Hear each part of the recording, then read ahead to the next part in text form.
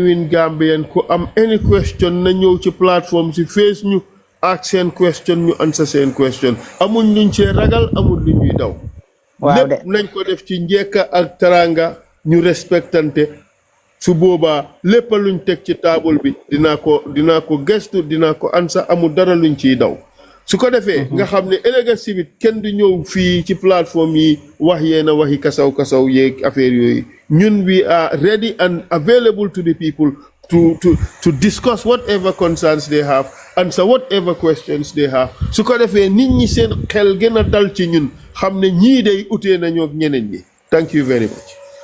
Mike. Thank you so much, Honorable, for your time. Thank you, sir. To respond to questions and, whatever people have for you. One fun area I want to talk about is tourism and then also fisheries and environmental protection. Just like you and I, we've all been to Kenya. We studied in Kenya. We have seen how tourism is contributing to the economy of those East African countries, right? And here in Gambia, we have a hotspots for biodiversity conservation, wildlife protection. And those parks are in a deplorable conditions at this point in time. Most of the tourists coming into Gambia, you can see 60 to 70% of the tourists that comes to the Gambia are nature lovers. These are the people who want to see our culture. They are eco-tourists. They want to see our culture. They want to interact with people. They want to go and visit natural areas in our forest parks. All right. Now you look at the condition of Bijilo Forest Park, for example, where 7 hectares of that land has been allocated for the construction of this OIC conference center without following the proper environmental procedures. They have not done any environmental impact assessment. They have just decided to tamper with that forest park and build the OIC conference, which is good for the country because we don't have a conference center of that nature. But it has failed the environmental procedures. Goloyang is scattered all over the area. You go to these red colobus monkeys, which are less than 1,000 of red colobus monkey. It is an endangered species. It's a species that is very threatened worldwide, including Gambia. And according to the counts we did in Gambia, we have only 1,000 red colobus monkeys that are alive in the country. And a lot of visitors are coming from the UK, other universities, to come and do research in Gambia to see how those species are doing. And as you already know, the Gambia is already a signatory to 3 UN conventions: the Convention on Biological Diversity, the Climate Change Convention, and Desertification Convention. This means the country has an obligation, not only protecting our environment, but also those critical species that we have in our country that are promoting into ecotourism. Look at Abuko Nature Reserve. You go to Kia West National Park. You go to Farmskin. I did not want to rudely interject you, but I have to. So can we just Munga just consolidates a question so that it's more like a question and not a speech, please. Very good. So what I want to say, I appreciate it. What is ESA's plan in terms of environmental protection? Because right now, our forest parks are our forest is declining very fast. According to the last forest census that was done, we have lost over 97,000 hectares of forest. And this year, they were supposed to do a forest assessment 10 years ago. They did not do it. Now, if they do it, what that result is going to be a different story. Now, I want to know what is APP's plan in terms of protecting our environment, our biodiversity, and encourage people to, boost tourism. Because without tourism, our economy is down. And then our human health being, we cannot have a good health if our environment is poor. We cannot have good agriculture and living standard, our livelihood, if the environment is not protected. And I see it is not a priority to this government and in the previous government as well, because we have seen so much involved in, wood logging, in, taking woods to China and other countries. So in short, I just want to know what is APP's plan for environmental protection and tourism, and of course, I want to talk about fisheries, please but allow since time did Honorable not to allow. answer. But Because fisheries we is have also like- very important. we I have want to like know that 20 too, minutes. because we have Chinese fish meal factories concentrated in Kombo South. And all they do is sun chalo yi ak sun kobo yep lañu bub yep def ko sunguf yobu ko China. Thank you, Farms. First and foremost, Appreciate it. Gambia li fa yaaxoo bari. Yeah, I know. I love the passion. First and foremost, I can assure you that an APP Sobeyaa government led by Essa Faal would be a law-abiding government, which therefore means all these protected areas would be respected as such, and the law would be implemented. So the loss of forest cover, I'm not sure whether that translates to a violation of the law with regards to protected areas. Because the loss of forest cover may be as a result of expansion, and that expansion may be lawful. So this is something that we have to bear in mind. Your interest, I am sure, is about respecting the law with regards to protected areas. With regards to the conference center, I mean, myself, I am a victim of the desecration of the monkey park, because every day Sumakir, monkeys are coming and their habitat has been destroyed. I do think that we could have had a much better location for a big conference center than where it is presently located. But this is water under the bridge. We know that the Barrow government is prone to violating the laws. I don't know whether they violated the law on this one, because normally, I mean, the difficulty is to reserve the area. There is a process that is laid down by the Biodiversity Act or the Wildlife Conservation Act, as it then was. But to de-reserve, also there is a process. And the reservation is in fact a whole lot easier than the reservation process. So I don't know whether they have done that. But if they did not consult with the people. And that is because I have not seen any consultation. But I do want to believe that it was the wrong decision, really, to transform the monkey park, desecrate the monkey park for the purposes of building a conference center. And just look at it. The conference center is really more grounds than anything, if you will. We could have used a much smaller space and have this same size conference center and still have enough land left, at least to provide some form of habitat for the monkeys. But that said, I just want to assure you that an APP Sobeyaa government would be one that respects the laws and so forth. Not just of the Biodiversity Act, but also the Wildlife Conservation Act.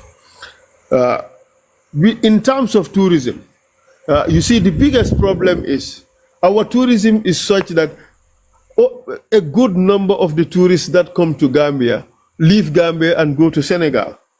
For what? To enjoy the nature that is in Senegal, to enjoy the animals that you would find at Fatala and so forth. We have our Abuko Nature Reserve. There's been so much encroachment into that park. Our government should not have allowed that to happen. That is one of the problems. The other is, why can't we have a national park that is like Fatala, such that the tourists will not leave Gambia and go to Senegal all the time and spend their money there? They could have been spending that money in Gambia. It's a big shame that this is happening. It's a big loss of potential income for Gambia. And you know, even for our kids, there is no place where they can go and see these animals.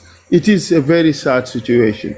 We could have helped improve our tourism by ensuring that we have these things available in Gambia. It is possible.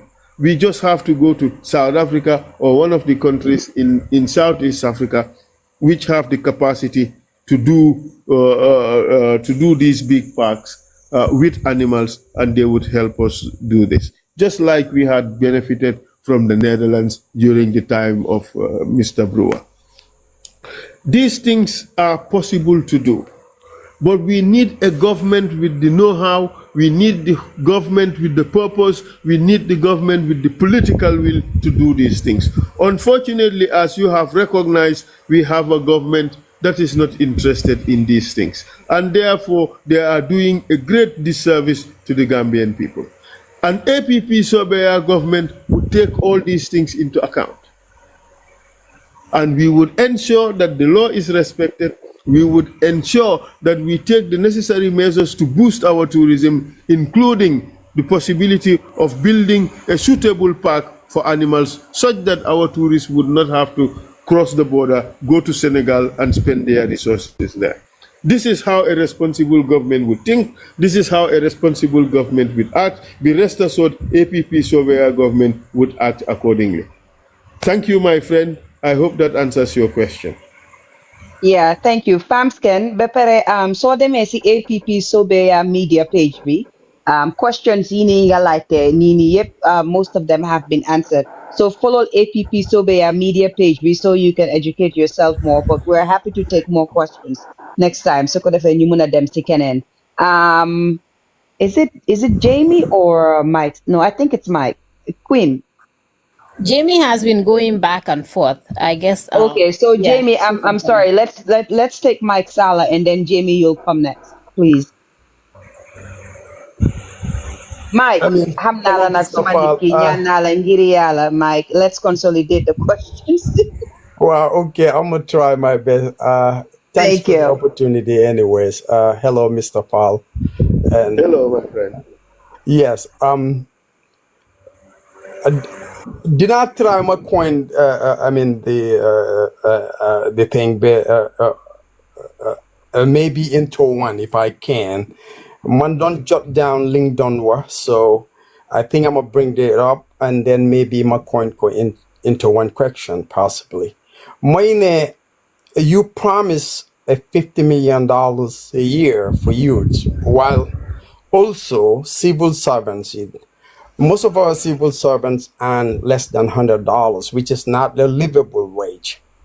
Will you commit to raising that pay and also digitize the system whereby all government functions like payroll, procurement, and youth programs are transparent in real time? And also beyond money, will you also reform the justice system to ensure fast docketing of court cases? So when presidents illegally fire independent office holders or violate the Constitution, citizens see swift accountability. And how will you do this sustainably without exploding the budget or resorting to painful tax hikes? Thank you so much. Thank you. These are triple barrel questions, but very important questions nonetheless. In terms of livable wages, yes, we are going to institute minimum wage, just for the purposes of ensuring that every Gambian who is working would be able to have a livable wage, would be able to live in dignity. That is a commitment that we have. In terms of the 50 million and whether we would blow the budget, explode the budget on, we think this is doable. We think this is possible. All we have to do is get our priorities right. My friend, we give the president's office $1,087 million. I don't know what they are busy buying at State House. These are the things that we have to change. We have to remove the waste in government. And I can assure you that if we streamline our budget and focus on the priorities, we have the resources. Remember, Gambia's budget, usually there is this built-in deficit. For now, the built-in deficit is $3 billion. $3 billion, that is, $10 million, that is 74 million. You see, so $3 billion should be how much? About $30 million, thereabout. More than that, maybe $35 million. So that's just the building deficit. So you can see that we are getting close. We are getting close to that 50 million that is required. Even if you cut the useless meat the people store, which is the National Mumbai Festival, wherein the president goes around the country, wastes millions of dollars and organizes no meaningful meeting with the people. That's a national tragedy. That's a national waste. I call it the National Mumbai Festival. For that, we can save close to $1 million. You see, if we are serious about doing things right, we can cut the waste and save up to $50 million, which we can invest in Gambian youth. But more significantly, Western societies don't want to receive Gambians from the back way. They want to receive Gambian youth from the front way. And we can enter into a deal with them that yes, we will ensure Gambian youth will come the front way. And they will come to your countries and get decent jobs and get paid fair wages with the opportunity to repatriate their monies home. But we want to do it in a very organized way. We want to create schools, technical schools. We want to create vocational schools. We want to give them training for 2 to 3 years. Let them have international standard certificates. Get tested through the international system, and they qualify and are able to come to Europe and work through the right way. This is possible, it is doable, and European countries would agree to it. They would want it because this is in their best interest. Once we do that, Gambian youth would start going through the right way. Just like Germany is going to Kenya and asking Kenyan government to give them thousands of youths. Just like Bulgaria is going to Tanzania and asking them to give them thousands of youths. Those countries can also come to Gambia and ask Gambians to ask the Gambia government to provide youths who will work as engineers, who will work as electricians, who will work as carpenters, who will work as painters, just like Gambian youths are now being taken out of Gambia to go and work in the hospitality industry in other countries. We can do it if we are serious. And I do believe that that annual $50 million investment for the first 5 years will transform Gambia for good. Because the Gambian youth would be trained to international standards, they will become world citizens, and they will work in Gambia and everywhere in the world and make the money that would develop Gambia. Now Gambians are sending almost $1 billion to Gambia every year. If we implement this plan, in 5 years, Gambians would send to Gambia 1.5 billion, and the numbers would keep increasing and increasing. That is how we are going to transform our country. Thank you very much. Thank you, Honorable. Kini, Jamie, I get them in and out. Maybe it's a network issue. Phoenix, Munganyo.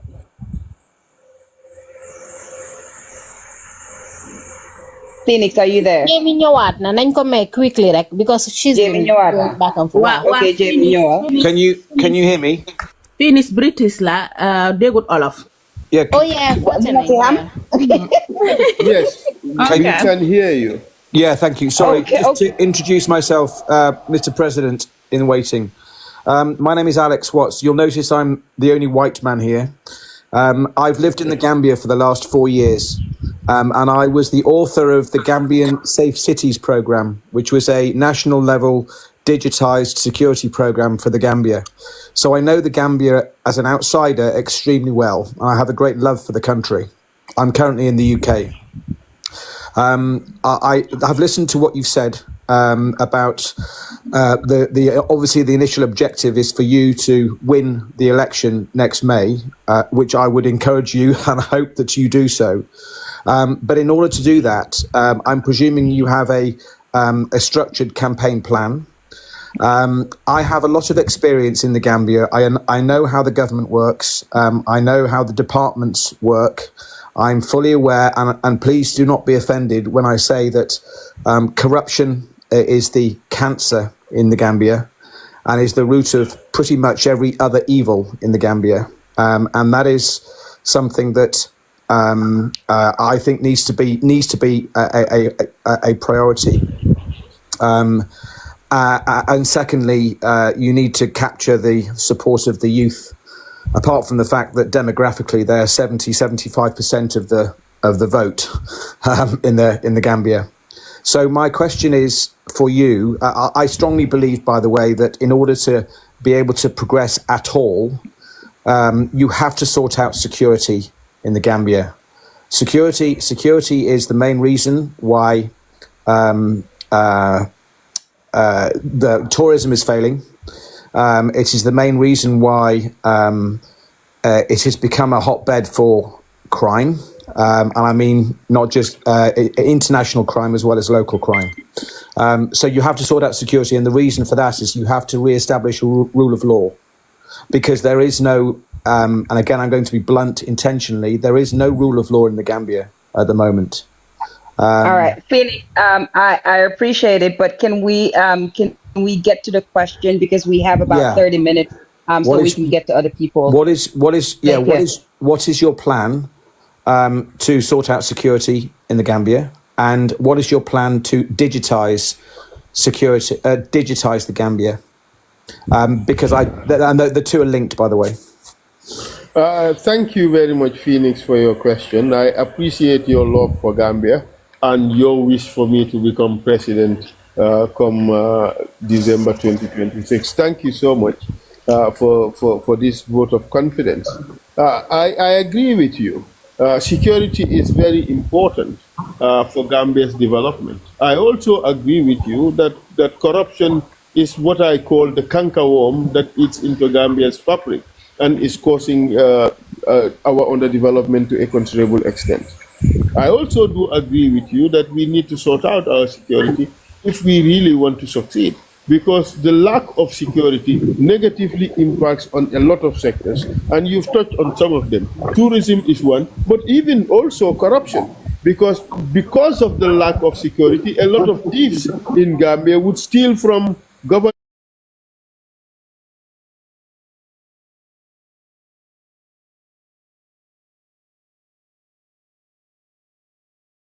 and enable us to detect some of these things. Digitizing security, I think, is important. Digitizing everything or anything in Gambia is important because, one, it gives us transparency. Two, it enables greater, a well thought out system that is capable of addressing all the problems that we have. So I agree with digitization. Yeah. Sorry. Let me finish. Yes, digitization works only to a certain extent in Gambia, for the simple fact that we have a lot of problems that do not necessarily lend themselves to effective digitization. But what is important is we need to have a security system that works.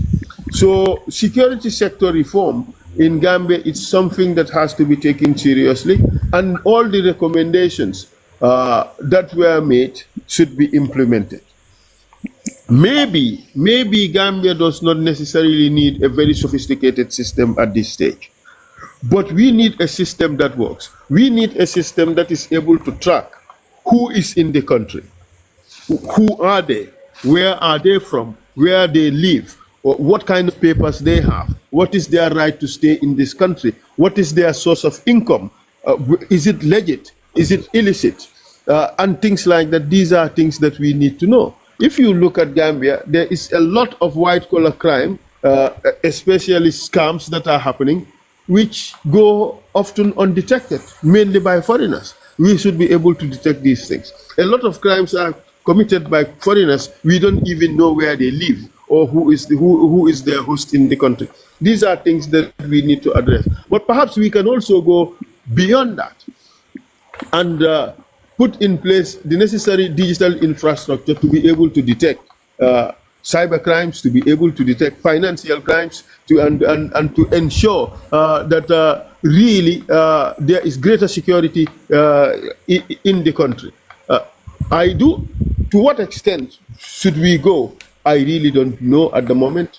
This is something that needs to be studied. This is something that I am willing to cede to the experts in this area, for them to guide us, for them to advise us, for them to illuminate what it is that is necessary elucidate rather, what is necessary for the country and the extent to which we can go within the financial means of the country. Because it's no good to go for a white elephant project that is far advanced of what we have in the country or what is needed. Because if we want to do that, it would just be another huge waste, another white elephant project, which is not desirable. Could I just okay, so the program I designed, the Safe Cities program I designed, I got investment from the UAE to the tune of $45 million to present the program. So it wouldn't have costed, apart from a long-term repayment loan, the Gambia anything for until sort of 12 years beyond the start of the program.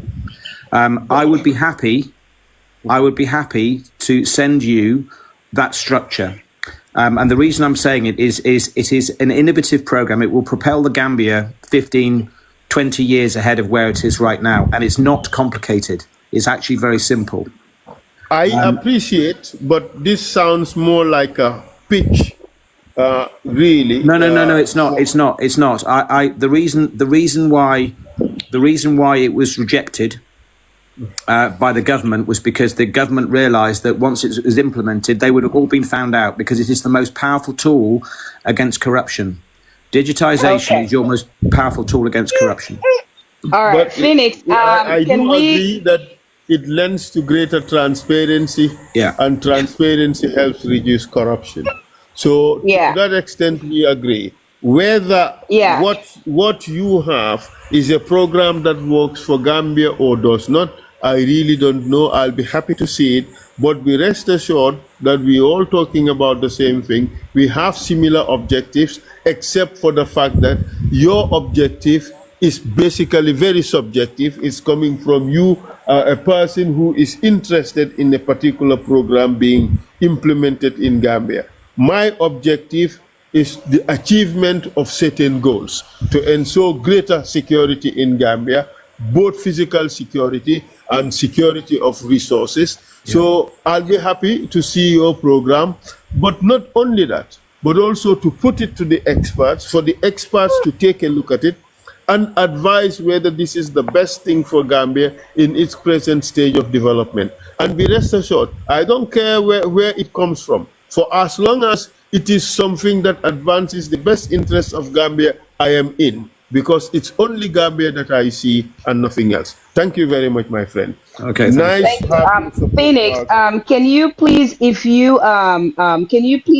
follow the APP Sobeyaa Media, and then we can get you in touch with the team that can get you to Essa, please. Sure. Thank you. I have his number already. You have his number. Okay. Yeah. Okay. Thanks, Felix. Jamie, you are next.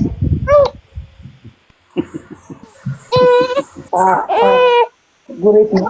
Good night. I just want to speak in Wolof. because what I'm asking and what I'm about to say is about the it's about what I'm working on. Like fishing business. That's what I'm doing. And Jamie, Bala, I'm asking for. Jamie, can you hear me?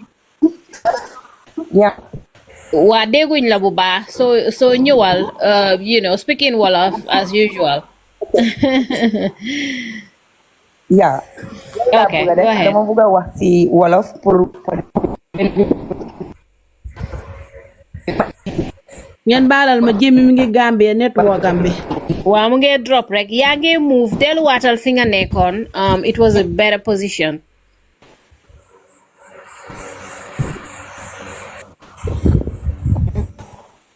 Jamie? Okay.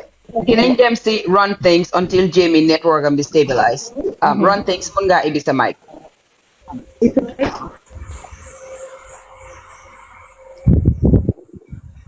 Run things, munga ibisa mic, be going once.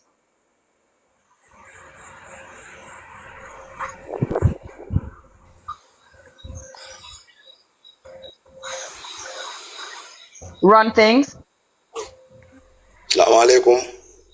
Walaikum salam. Walaikum assalam. Man la Ibu Diouf. Esew. Okay. Jërëjëf. Waaw man moom si affaire youth si rek li nga si wax rek laa bëgg a contribuer ak definuma question sax comme développement youth si daal foofu kay moom soo fa focusé moom ñun nañu dimbale bu baax because definitely ñun yëpp gis nañ Gambia naka la moo demee because man si technical department bi laa nekk waaye we struggle very very hard pour egsi bu ñu organiser tey ba mun a liggéey si 400 volt because you find it very hard in the Gambia here so bugga naa daal ñun yëpp ñu ngi ñaan because ñun dañ seetee bu baax pour yow nga mun a wiin waaw soo ko defee ñun yëpp foofu daal technical side bi daal war nga see focus bu baax because problème yu nekk di am si courant ak yooyu noonu yëpp xam nañ ne si jànga bi rek la because soo gisee most of these things Sénégal ñoo ñëw di ko defar fii di yóbbu xaalis bi te Gambia ni war nañ ko mun a def you know so foofu daal bugga naa daal su la yàlla windoo te incha allah da nga wiin because ñun yëpp nañ si tiit waaw su ko yàlla defee daal foofu daal nga focus si bu baax man la Ibu Diouf Esew. Thank you Ibu Diouf jërëjëf ci kaddu gi rafet na li nga wax moo ñu tax a jóg the Gambian youths deserve better than what they have. The Gambian people deserve much better than they have. We all aspire to have a better society. And I also want to acknowledge Phoenix for his commitment to Gambia. Ne, li program bi mo wax ni buga na ko indi Gambia te amut any material benefits for him, except nek ne dina enhance security in Gambia. Ñun we are all in for that. Like Phoenix, we are all in support of this program. We want better for Gambia. And we would always strive to work to ensure better for Gambia. So, be rest assured, Kalifa gi, ne dinañ liggéeyal Gambian youths parce que Gambian youths are the future of our country. If we invest in them, they will pay us well. If we give them the tools, they will develop Gambia. And that is what I am prepared to fight for. That is the reason why I am in politics. Jërëjëf sëñ bi, indi leen beneen question. Thank you. Jamie, yang si network bu baax fi mu nekk nii ndax can you try again? yaakaar naa ko waaw léegi waxal waaw balaa moo demaat yeah. Waa yuuxul tamit boo ko munee. All right, I will do that. Dama bëggoon go into léeguñ la de.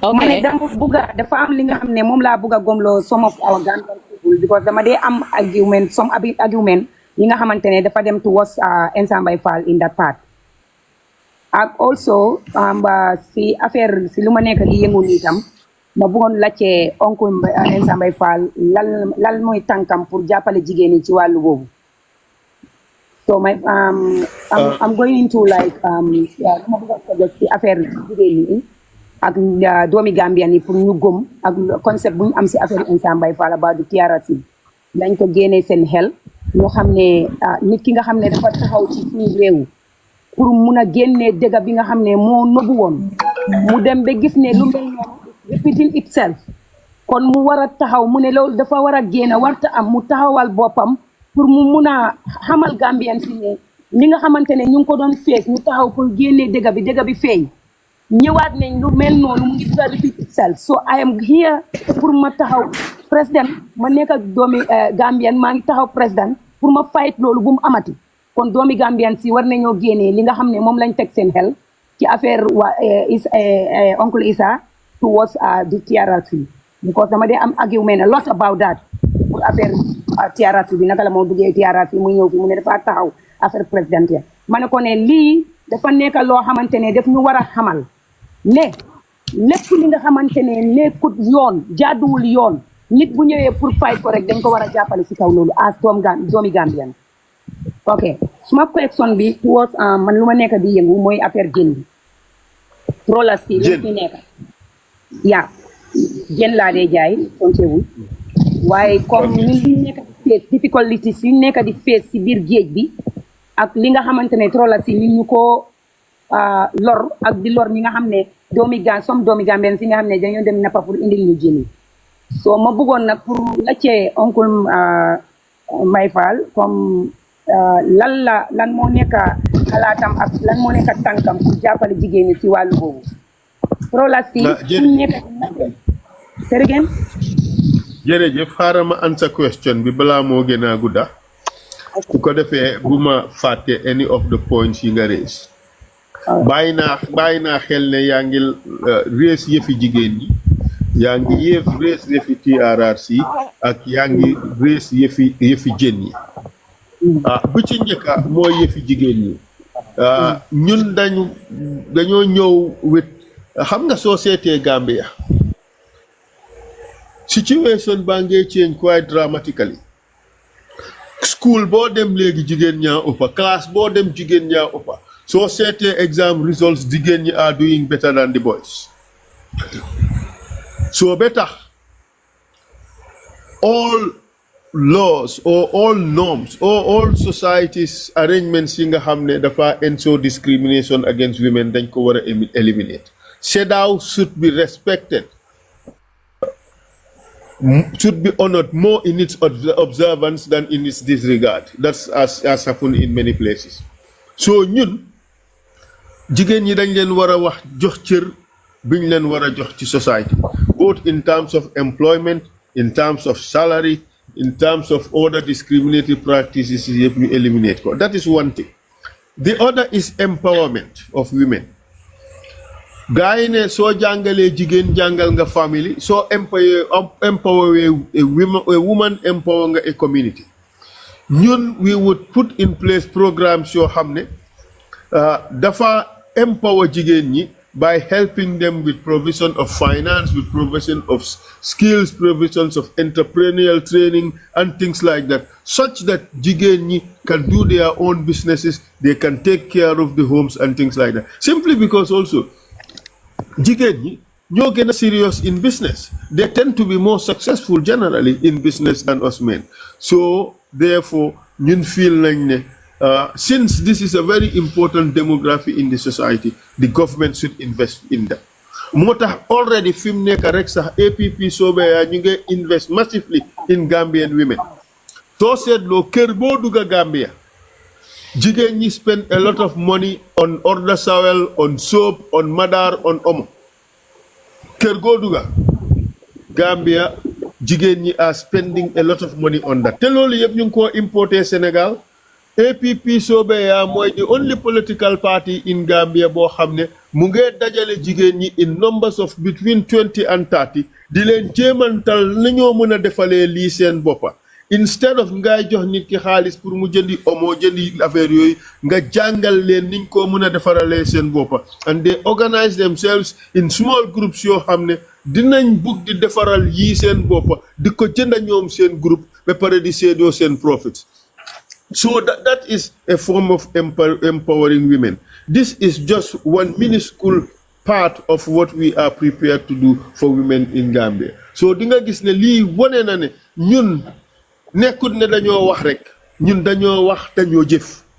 te lii mooy njëriñ jigéeni Gambia fi mu nekk that programme rek bi ñoo def noonu lots of Gambian women societies ñu ngi koo demand fi mu nekk we are receiving a lot of requests beyond what we can possibly fund fi mu nekk so yéen mi nekk ci groupe yi ñu ngi leen di ñaan soo leen amee xaalis mun ngeen ñoo dimbale ci projet yi because ñu ngi train hundreds of Gambian women into how to make these things soo leen ñu dimbalee jàppale ñu jox ñu xaalis fund some of these projects mun ngeen naataana sax kafoo yi ngeen xam ne moom ngeen bugg a ñu trainal leen ngeen jox ñu di capital the money to do it it costs no more than 30,000 a pop su ko defee ñu trainal leen jox leen all the things that are necessary gaay mun affaire bi li gaay produce ñu jaay ko seen boppa su ko defee li gaay proceed si from that ñu produce more di continuer jaay di def loolu di save their profits di ko séedoo in the form of profit sharing arrangements lii is an empowerment project boo xam ne ñu ngi koo defal Gambian women and we can scale this and have thousands of Gambian women trained. What it does at the end of the day is we save money in homes. We also save Gambia the cost of importing these things from Senegal. So it reduces our importation bill. And this is marvelous. If you imagine the amount of soap, detergents that we import from Senegal every year. Li APP Sobeyaa rek ñoko xalaat indil ko Gambia and we can do a whole lot more. So len ñu jappalé we can do that. The other question is about fisheries. We are not only concerned about fisheries. We are concerned about recovering all the national assets of Gambia. Benga hamne the national assets would be employed to work for Gambia. So ko seetloo ñàkk nañ suñ port bi not physically ñàkk but control of it ñàkk nañ ko airport bi control of it ñàkk nañ ko Senegambia bridge bi control of it ñàkk nañ ko everything else ñàkk nañ ko suñ pétroleum bi control luñ ko jéguñ ci dara sax xamuñ affaire bi nañ fa taajoo ñu ngee nelaw xamuñ pétrole bi naka la fa taajoo lii APP Sobeyaa dinañ ko lijanti bem ne coc ñu teg ko ci table bi pour mu work for the Gambian people. Our primary occupation bii nag su ma ko dee wax dama dee emotional ngeen jégal ma waaye bugga nañoo recover all our national assets. We want to recover the sea. We need to renegotiate all these fisheries agreements that we have with all these countries, both the EU and China. Fi mu nekk Gambie sax jën mënatuñ koo am jën bu correct mënatuñ koo am suñ buggee jën bu correct dañoo dem Sénégal su Sénégal yi indee jën yu correct sax dañ ñu koo jaay in CFA. That is a national disgrace ci dëkk boo xam ne géejang fa fees du fa jeex suñ recover wut suñ sii bi remove it from the control and domination of these powers, be it Chinese or EU. Gambians duñ lekkaati jën bu baax ñun fish ñun kobo ak yaaboy ak yooyu dañ ko daan jaay in baskets léegi soo ko gisee baadoola borom xaalis sax mënatu koo afford saakaatuma baadoola Gambia egana stage boo xam ne jën fi mu nekk moo gën a seer chicken. Can you imagine? fi mu nekk pour soo nekkee baadoola pour am the proteins that you need is becoming very difficult because everything is expensive. Gambia mooy dëkk boo xam ne léegi benn jën bu baax njëgi xarit tobaski la $15,000-20,000 yi jox la benn jën bu correct. This is a national tragedy. We have to change this. The only way we will change it is ñu jël the approach of Senegal jëlaat seen géej renegotiate their fisheries arrangements. moo tax léegi Sénégal place yu bari dangaa taxaw ci taatu pere bi nga sànni mbaal mu fees del ñu am xaalis lekka baadoola yi lekka. This is something we have to bring back in Gambia. moo gën this lopsided arrangements yi nga xam ne njëriñu réew mi. Gambia ñun dañ war a ensure bépp jën buñ jàppa Gambia ñu inspecté ko Gambia processé ko Gambia def value added in Gambia export ko ci Europe mu indil ñu njëriñ moo gën ñuy export loo xam ne ñun xamuñ ko gisuñ ko xamuñ ñaata la contrôluñ ko defuñ benn added value loolu nekkal ñu musiba. We want to change all that but duñ am foofu. We want, like I said, we want to recover all national assets including the petroleum bi nga xam ne gaay waxuñ ci dara de ñu ngi toog di ko nelawee xam nañ nag niñ fa taajoo dinañ ko lijjanti dinañ ko investigate dinañ ko teg ci taabul bi dinañ ko jaarale ci luwaa ba Gambia li mu war a am mu am ko. This is my answer to your question. Jërëjëf. Wow, thank you, SG. Ma bëggoon laa laaj rek, how much more time do you have for us su ko defee ñu xam ñaata nit la ñu égal ak naka la ñu. ma ne man dewuma fenn maa ngi toog. képp ku am question nga ñëw ma ne ko jeex na tàkk. jeex na tàkk ñoo ko am. Thank you for your time. Well, thank you for your time. Thank you for your love for Gambia. Jërëjëfati. Gambia, have you seen the passion? Gis ngeen passion bi. Mashallah. Jamie, fi mu nekk nii Alhaji Ba, after Alhaji Ba is Essa Faal and then Mariama. Essa Faal 2026. Yeah.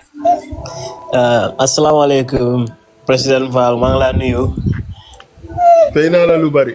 waaye xam naa ne maa ngi xaw a soj baat baa ngi xaw a dem tuuti rek.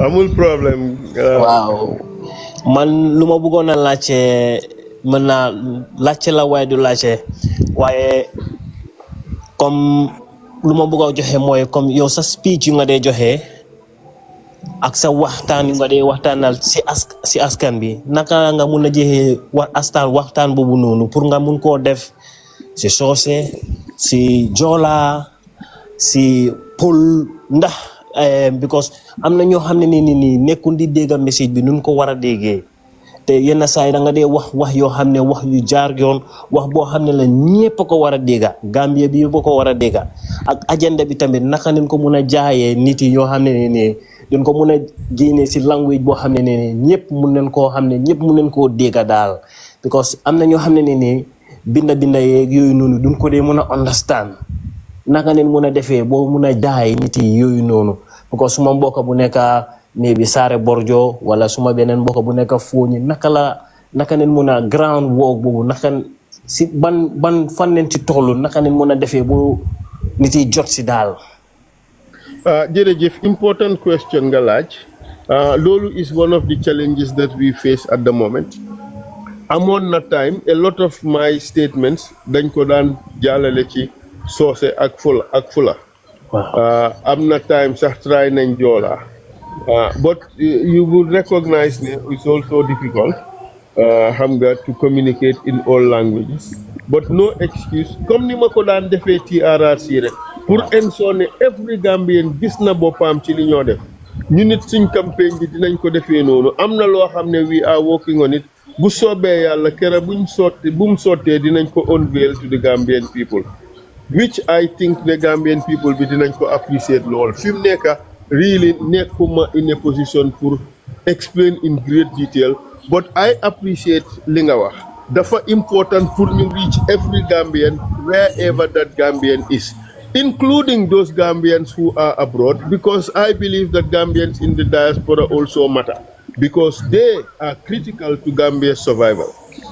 so everybody included bu soobee yàlla buur bi suñ borom we will try to reach every Gambian in our communication and in all the languages that matter these things nag don't come easy or they don't come cheap ñu ngee ñaan bépp supporter APP Sobeyaa képp ku am interest ci Gambia nga jàppale ñu ci liggéey bi parce que xeex la boo xam ne ñin ñañoo xeex they have all the national resources at their disposal we should be able to fight back we should be able to put our points across we should be able to reach all Gambians wherever they are soo leen ñu jàppalee we will be able to do that and we will succeed come December 2026 jërë ngeen jëf inshallah ma ñaan ñi nekk si suuf yëpp ñu tap live bi su ko defee ñu mun koo secure nga xam ne dinañ mun a continuer ak honorable President Essa Faal suñ taput live bi nag mun naa am mu dog and we don't want that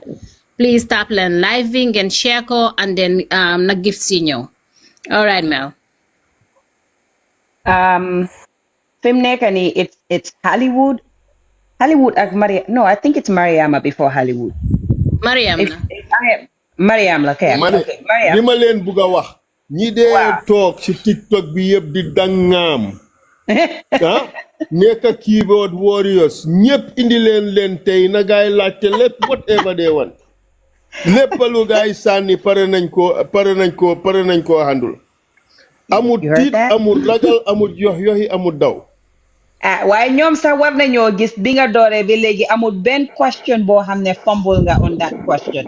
Questions yi ñu laajte yépp you have an answer or solution to. So masha Allah lii nii moo tax ñun ñu nekk di toppa APP Sobeyaa. So léegi Mariam suma Mariam la Mariam ñëwal. Asalaamaaleykum Essa Faal. Waaleykum salaam Mariam. nuyu naa la nuyu ñëpp ñu ma fi fekk. fay nañ la lu bari. waaw suma question bi dafa laal benn mbir mooy ne I went through the APP Sobeyaa blueprint. So jot naa understand your government intends to act upon the full recommendation of the TRRC.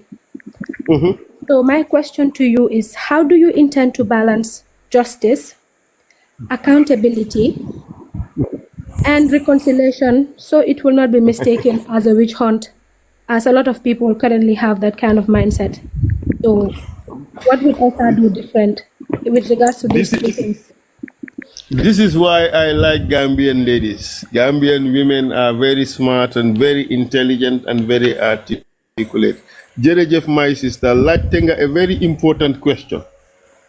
Question boo xam ne dina tax politicien yi lox. Question boo xam ne dina keep everybody on edge. Ci naka lañ ko tonto.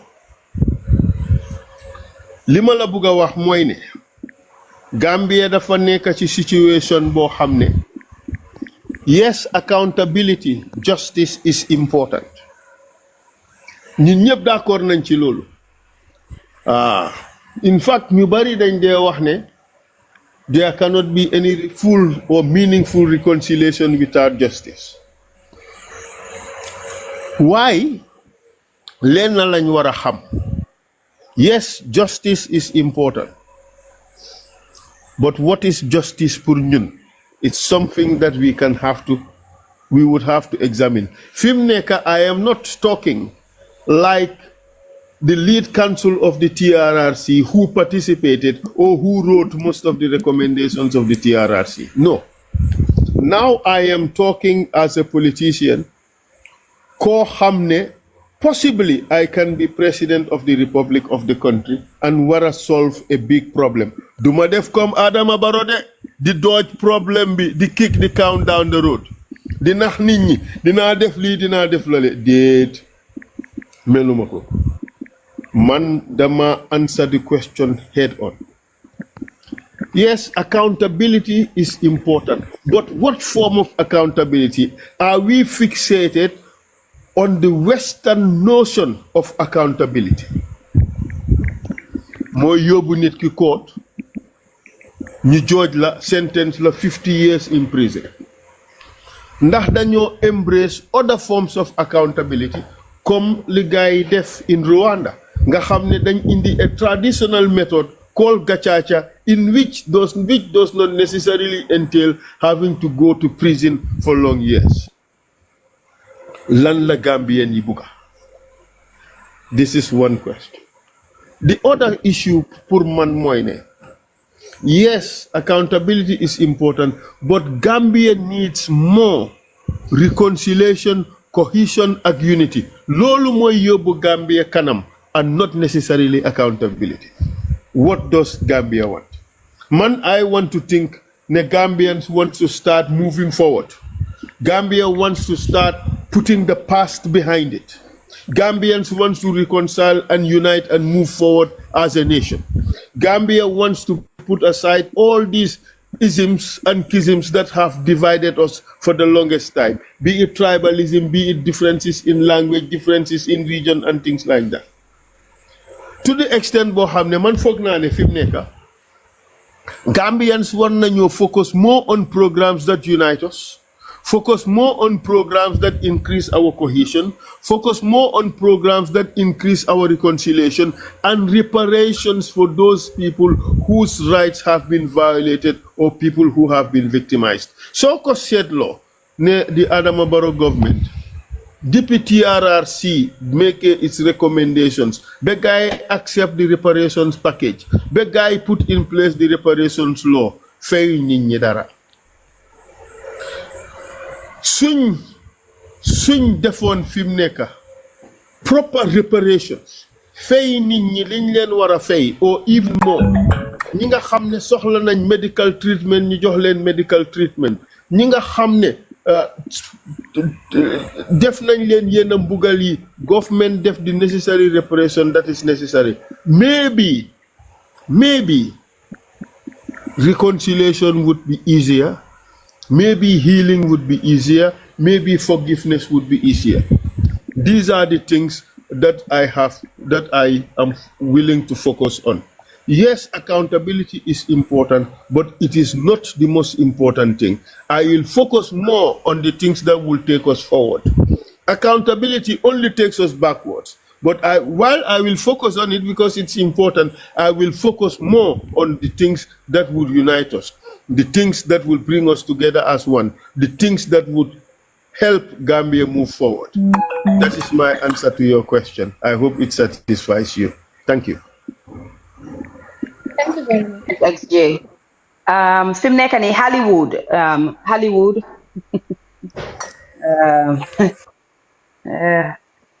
TikTok. Hollywood, are you there? Hollywood, are you there? Going once. Yes, Assalamu alaikum. Walaikum salam. Mr. President, maa ngi laa nuyu. Fay naa la lu bari. Di la ñaanal tamit yàlla def la ko. Thank you. Yàlla naa la follow. Gis naa sa I wax ak sa I plans for the Gambia, and I believe ne loolu moom is the way forward. Jërëjëf. Okay. Man, I would call it a contribution because lu xew mooy comme luwaay dëkk bi daal. Because institution bi gën a strong si dëkk foog naa luwa la. Waaw. ñun Gambia suñu amee luwa yu baax sax man lu ma seetlu duñ ko dee implementation problème loolu leen am. te luwa moom su demee ba nga xamante ni implementation bi dafa des rek kenn du ko respect. because soo xoolee tey lu laa woon ne Gambia ni dañ dee dof-dofluntu di nga gis Gambia nekk ak Gambia di violate yenn luwa te su génnee Gambia comme tey nga nekk in a country like the US or any country in Europe loolu la wax ne la mooy luwa bi da nga ko toppa by force because da nga xam ne lan moo la see fekka soo ko tegee because ñoom seen luwa yi su ñëwee si luwa yi amul si caaxaan amul kii amul may kële waaw so Gambia gom naa ne comme like luwa yu am foofu noonu comme like yow lan nga pare pour def si suñ luwa yi dëkk yi ndax am nga lu yoo si war a mun a yokka because tamit duñ mun a nekka si luwa yi 1997 ba tey because jamono bi dafa change sàcca yi gën nañoo bari because time boobu nit ñi dégg woon neen torop léegi nit ñi ñu déggu bariwul te si beneen jamono la nekk te foog naa ne suñ demee like jamono bu nekk da nga war a xool lu nit ñi tooloog nga utal leen loi yu mel ni ñoom seen jikko dégg la man dama jàpp ne loi mooy tee dëkk buñ implement nag waxuma loi ni si wax kese wala si binda because Gambia da nga di dégg ñeneen ni di la wax ne loi yi Gambia 3 days la dégg la den ko waxante 3 days then after si mu jeex su ne sax lii nañ ko def then after si at the end of the day loolu du day continuer te dama jàpp ne soo xamee ne soo sàccee alal réew mi lii perhaps maybe I should just start answering the question now my brother. Okay. Xam nga ne loi ak justice sector reform area bu la boo xam ne wax dëgg neex yàlla gëm naa ne am na compétence boobu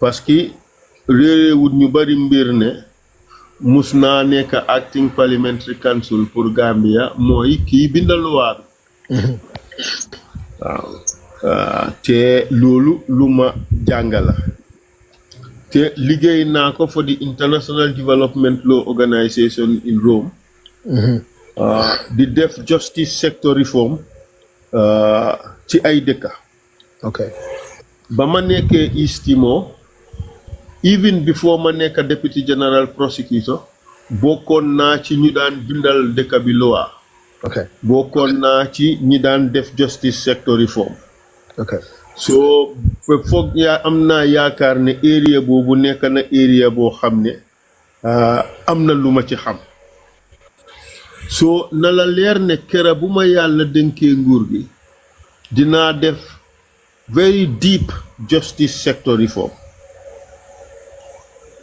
pour Gambia nekk a rule of law country parce que ñu bari dañ dee foog ne démocratie mooy tax réew dem kanam déedéet. Democracy is only the system of putting in place a government.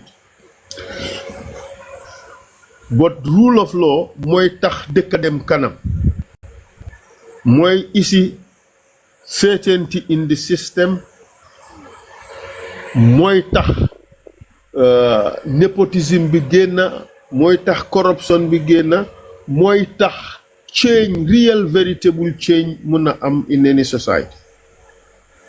Rule of law mooy tax nit ñi am confidence ne mun nañoo ñëw ci dëkk bi ba pare loi dina dox so bon ñun war nañu focus on establishing rule of law ci dëkk. So my primary preoccupation as president, if I have the honor and the privilege to lead this country, mooy put in place a system we ensure rule of law. Make sure ne first of all everyone kuy nokkee ci réew mi you are under the law. Not ne ñu am situation boo xam ne am na ñeena ñoo xam ne am nañ doole goo xam ne lu leen neex ñu def ci réew mi and they will get away with it. Loolu du am ci dëkk boo xam ne Essa Faal moo ko lead. Parce que man I believe in justice. Man I am your law and order candidate. The person ki nga xam ne mooy ñëw restore sanity in the system. The person ki nga xam ne mooy ñëw restore respect for law in the system. The person kuy ñëw put in place a system boo xam ne dafa nekk a very reasonable and logical system. Xam nga lu tax ma isi this issue of logical system?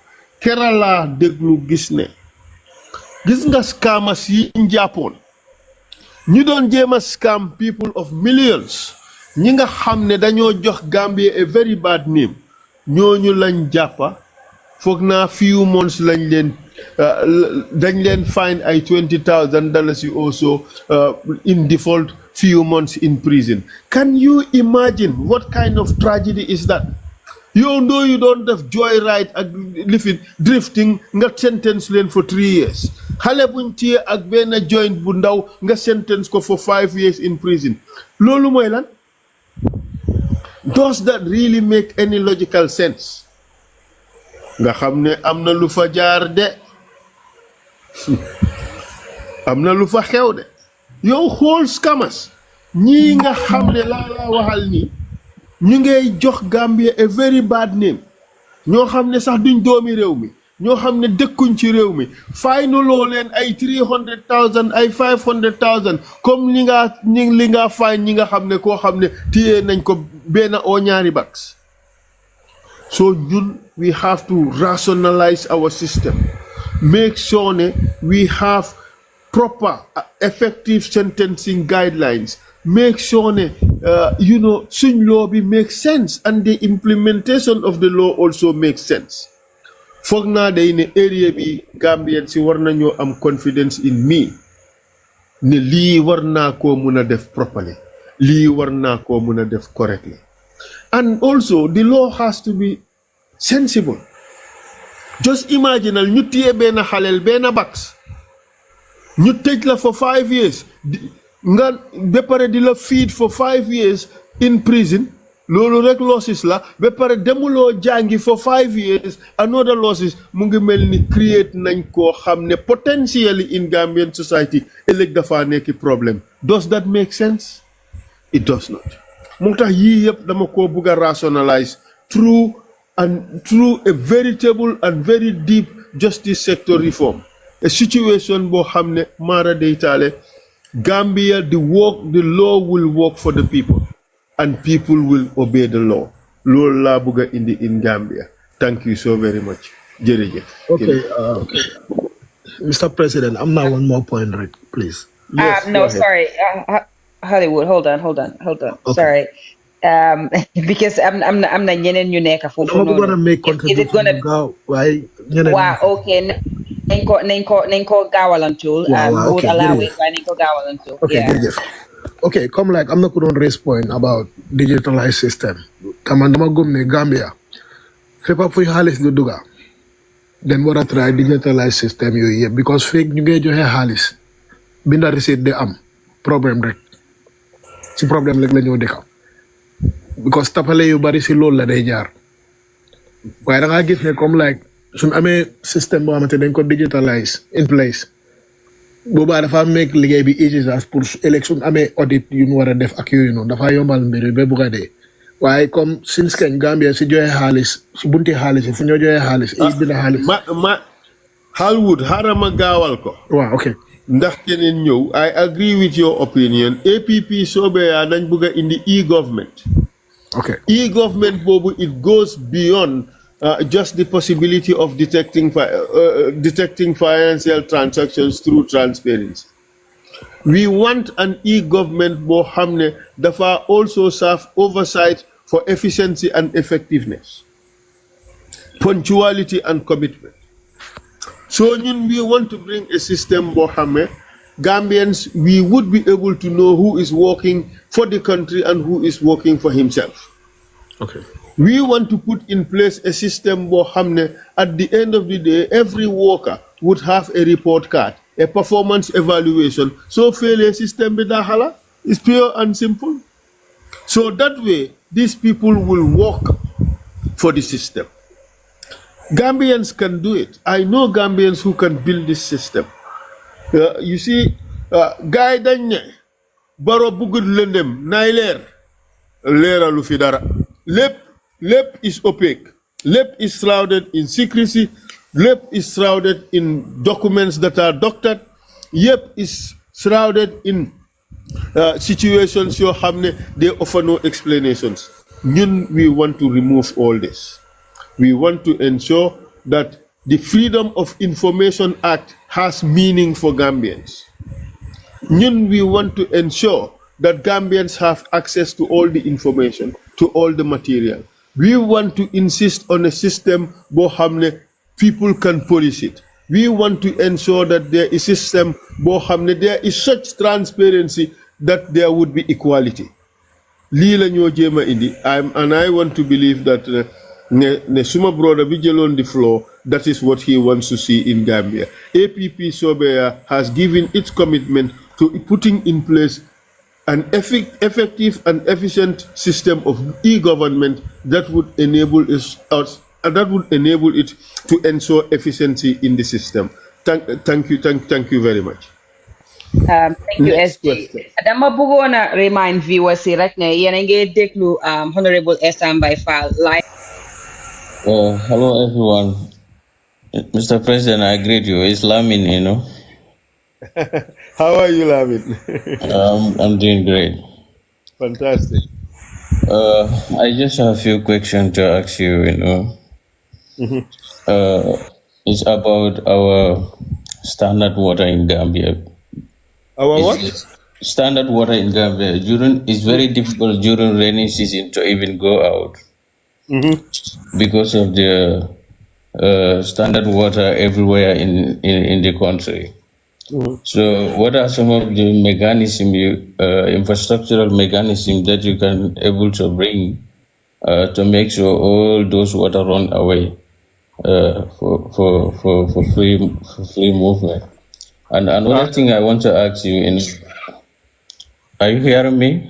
Yes, you talk about stagnant water, like the lack of a drainage system. Exactly. Okay. Yeah, and another thing I want to ask, how are you going to minimize the pharmacies in the Gambia? Because they are the reason why. Yeah, pharmacy in the Gambia, because they are the reason why the hospitals are lack of medicines. Because anytime you go to hospital, they even paracetamol now is difficult to get in the hospital. They will even direct you to a particular pharmacy where you can able to go and buy medicine. A paracetamol that you can get free in the hospital, they will direct you to a pharmacy where you can even buy $100. So a poor man cannot even afford that. Everybody want to be a pharmacy owner. Okay, let me answer this question. The first is the lack of a drainage system. One is lack of adequate planning That's the problem. Two is lack of great ambition, really, in the projects that we do. The way to change that is to incorporate the issue of drainage in the building of roads. So once we do that, gradually we would have a network, a drainage network that would help reduce the problem. Another big problem is cultural. Gambians don't help themselves. We see a problem around our gate and we go past the problem every day, we don't fix it. We don't have that culture of self-help, wherein as communities we come together and try to find solutions to our own problems. We want to leave everything to the government. I want to institute a system of partnership if by the grace of God we have the honor of being elected to govern. And that system is, your street has lots of potholes. Well, the government, the community, either the municipality or central government would tell you, okay, this is, you come up with your plan how to fix it. We pay a particular sum and you pay a particular sum. So we do a partnership. So that way, people don't get it all for free. So government contributes, maybe the municipality contributes, they also contribute and we fix it. If we do that, just like in Kenya, you see more roads get built. But because the people have also invested their own money in these things, they ensure they are protected. But because people do not put in their money in these things, they're not interested in protecting them. So we have to change this. We would also do a lot of sensitization and civic education. The people should know and appreciate that this is their country. It is their only country. They have to love their country and do whatever it takes for the country to develop. And if it develops for all of us. All of us therefore have a stake in getting it developed, and then we would do what is right. So this is the kind of approach I want to take in dealing with the problem of drainage or even all other infrastructural development issues that you find that are necessary in our communities. I can't recall exactly what the other question is. Can The you just... question was about the other question was about the pharmacies in the Gambia. Yeah, pharmacies. Yes, okay. Yeah. This is a problem area. This is a problem area. The Pharmacy Association or the pharmacists in Gambia have succeeded in writing themselves into the law for their own benefits. You cannot open a pharmacy without a license, and it's only the pharmacists that have a license. In Gambia, we have 32 pharmacists. I think it's 32. So therefore, there are only 32 pharmacists. Each pharmacy or each pharmacist with a license is allowed to have only 2 outlets. That means there are only 64 pharmacists in Gambia. And the problem with this is you do not have lawfully registered pharmacists in many parts of the country because there are only 64. You know, lii mooy ne you have a profession bo xamne dañ njata system. So what they do is dañoo luye seen license bi. So kañ ko luye di leen fay royalties. Loolu daw na yaram. So lii moo tax am nañ lots of problems in our pharmacy sector. All right?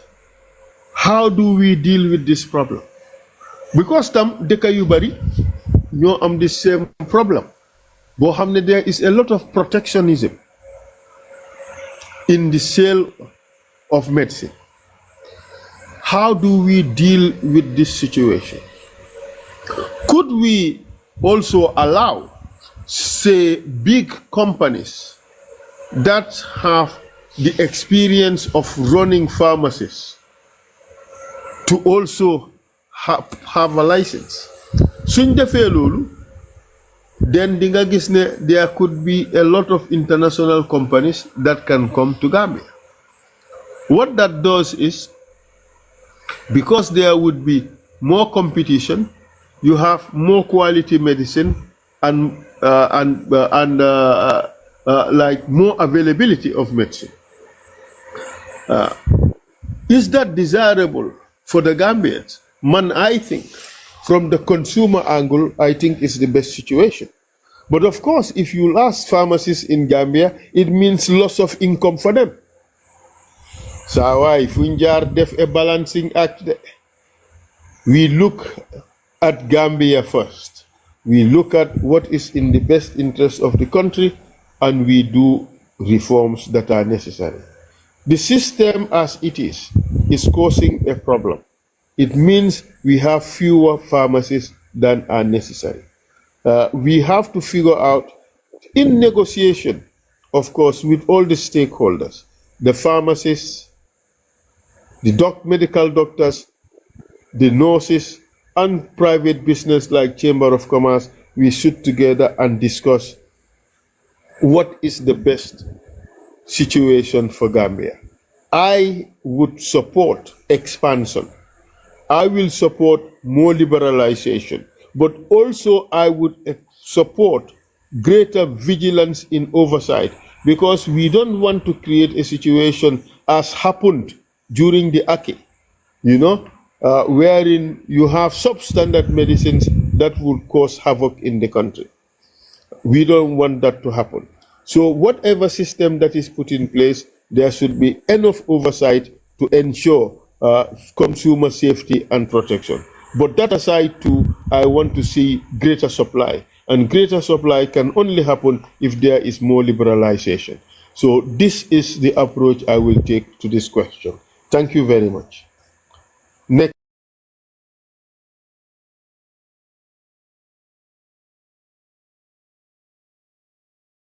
It's patriotism training, that is re-education, civic education, call it whatever you want. All right? We would provide funds for investment. We would provide funds for sports and sporting facilities. All that would be provided from this no less than $50 million investment every year for the first 5 years of our presidency. And Lunchi Jublumoy, what is the ultimate objective? Ñun dañ buga Gambian youths be competitive in the world. We want them to be world citizens. We want them to have the skills, the capabilities, and the competence that is akin to or almost the same level as what you would find in developed countries. We want to make sure that Gambian youths are not just fit to pick oranges and mangoes in Spain. They are not just fit to sit in refugee camps idle and hopeless. They are just not fit to sit in campekais and Grand Place drinking attire. We want the Gambian youths to be full of hope and dreams. We want them to be equipped with the skills and the know-how to compete everywhere in the world. We want them to have such standards of proficiency in many disciplines that are needed for the development of this country. So suñ leen équipé with those skills, whether talk nañ Gambia or dem nañ bitim réew, these Gambians will succeed. Lolo tax ñu bëgg def that investment in Gambian youth. We talked about sports. So bàyyee xel ne Gambia, we produce a lot of talented or skilled footballers, but they don't make it internationally. Xam nga lan moo tax?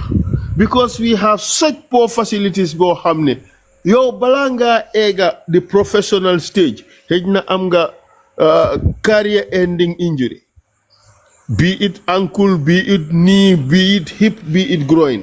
Boo ci am rek amuloo benn lopitaan buñ la mun a fajee ba nga wér keng. So we have to invest in these things. We have to invest in proper sourcing facilities. But obviously Barrow's government munu ko def. With all the hundreds of millions you guys spend on the Independence Stadium, Bente Stadium is not fit for purpose. Munu ñoo sax play CAF sakatuma FIFA. So this shows you that this is a government of unable people. They cannot deliver. So lii moo tax ñu am these plans yoo xam ne it is geared not pour ñiy implement plans yi am chance pour luubal dara lu ñoo def seen poos déet ñun li ñoo wax mooy am plans yoo xam ne we put them in place, implement them well for just one purpose, that is the best interest of the Gambian people. Ñun dinañ indi government boo xam ne la koo tax a jóg mooy the people. It will help implement the plans for the people and not steal from the people. Ñun façon nguur googu lañ bëgg a indi. And be rest assured, the women and the youth would be our primary focus in terms of demography, and we would make the right investments to ensure that the Gambian youth will be competitive anywhere they go. And I say that because it is important that we don't restrict them and limit them to be in Gambia. No, we have to train the Gambian youth to the extent boo xam ne su dee sax dañ choose pour génn réew mi, they will succeed everywhere they go. Loolu mooy suñ objective, and we think that $50 million every year for the first 5 years is very good investment that could help us achieve the results that we intend. Thank you very much. I hope that answers your question. Thank you, SG. Just to remind viewers, hey, Mbai, I'm sorry. Dañ nekk di moderate Lini. Giving us a microphone with multiple times, Manko mute. If it is your turn, we would open your microphone. Please, respectfully. Just to remind viewers in here. Assalamu alaikum. Mr. Faal, maa ngi laa nuyu bu baax. Fay naa la lu bari. Ma bëgg a laajte about the coalition, you know. Est-ce que loolu mu ngi seen plan bi pour affaire coalition? Ba pare tamit yaa ngi wax affaire yi comme seen am na yoo xam ne soo ko waxee seen idée gars yi mun nañ koo sàcca waaye est-ce que yéen a ngi bàyyi xel ñoo xam ne ñi ngi leen a jege ñoo xam ne ay bukki sango dérivé la ne dañ lay ñëw si parti yi despite you know di bugga xam seen biir loolu leen dee nekk si lifin after before election gars yi génna leen gars yi dem si nguur bi you know ñoo xam ne dañoo ñëw rek seen interest after gars yi génna leen you know gars yi parce que loolu dal na UDP last time so est-ce que yéen a ngi bàyyi xel ñooñu tamit parce que loolu daf di am because Gambia la you know dafa doy waar you know. Jërëjëf li nga wax important na trop bu kuy sàngoo dori bay jar na ñoo bàyyi xel ñu ngi leen di bàyyi xel nag ñu ngi leen di bàyyi xel waaye am na yenn yoo xam ne du yaa boppa xam-xam la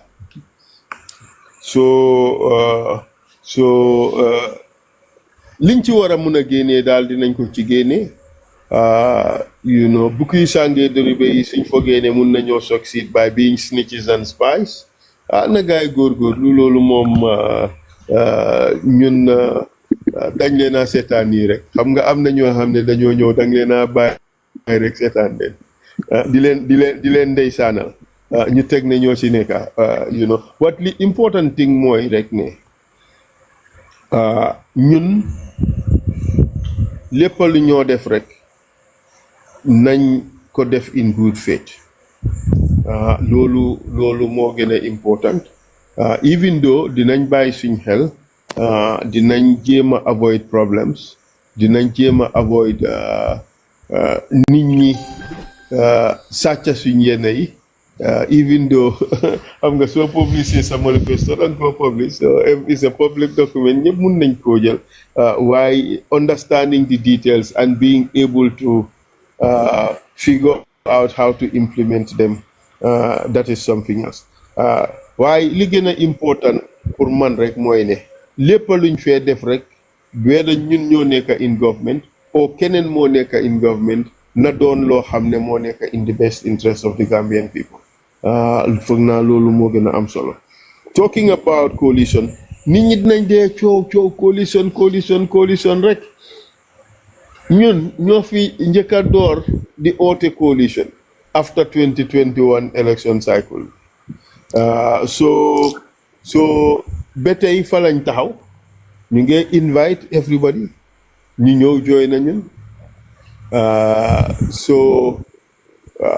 Party supporters nag ñoom dañ dee am seen own ideas about what coalition should look like, what leadership of that coalition should look like.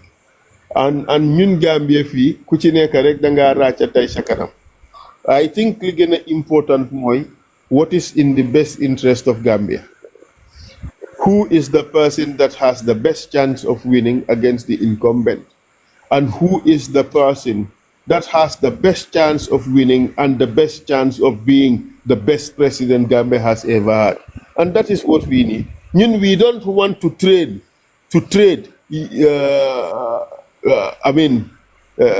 a 6 for a 9, and by saying so, I'm not suggesting that A is 6 and B is 9. No, I'm not saying that. All I am saying is we don't want to trade like for like. We want to remove this bad government and replace it with an effective and efficient government whose primary objective is to solve Gambia's problems. In so doing that,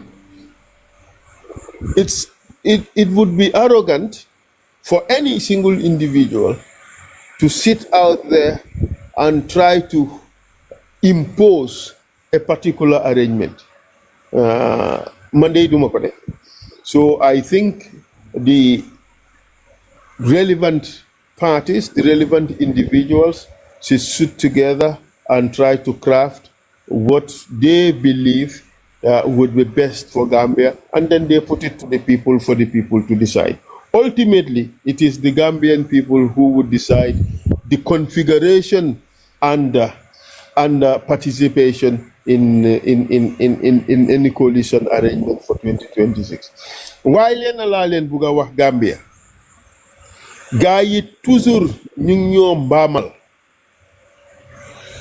ñu ngi ñoo nax, te lii du ma taay di ko wax. Gaa yi dañ ñu bugg a gomloo rek ne a coalition moo fee génnee Adama Barrow. Loolu du dëgg. Technically, based on the numbers, loolu du dëgg. While it is true that suñ amee a coalition gives us the easiest chance to remove Adama Barrow. All it does is it gives us the easiest chance, and maybe even it's an insurance policy. In the sense ne daf ñu óor ne dëgga Adama Barrow dina génn, dina daan. But I can assure you ne a coalition is not necessary.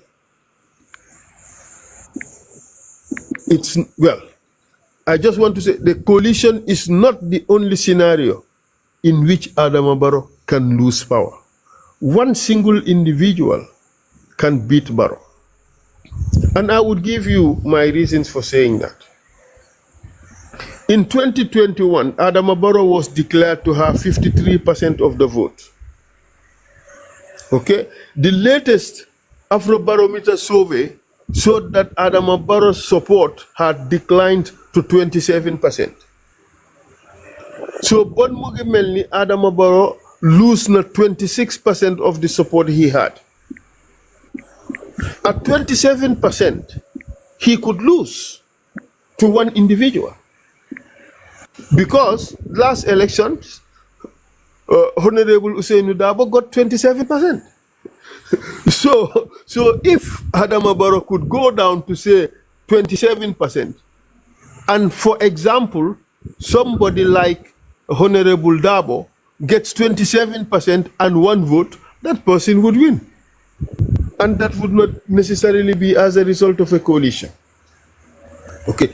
Swing election is not winning by 50% plus 1 vote, did it?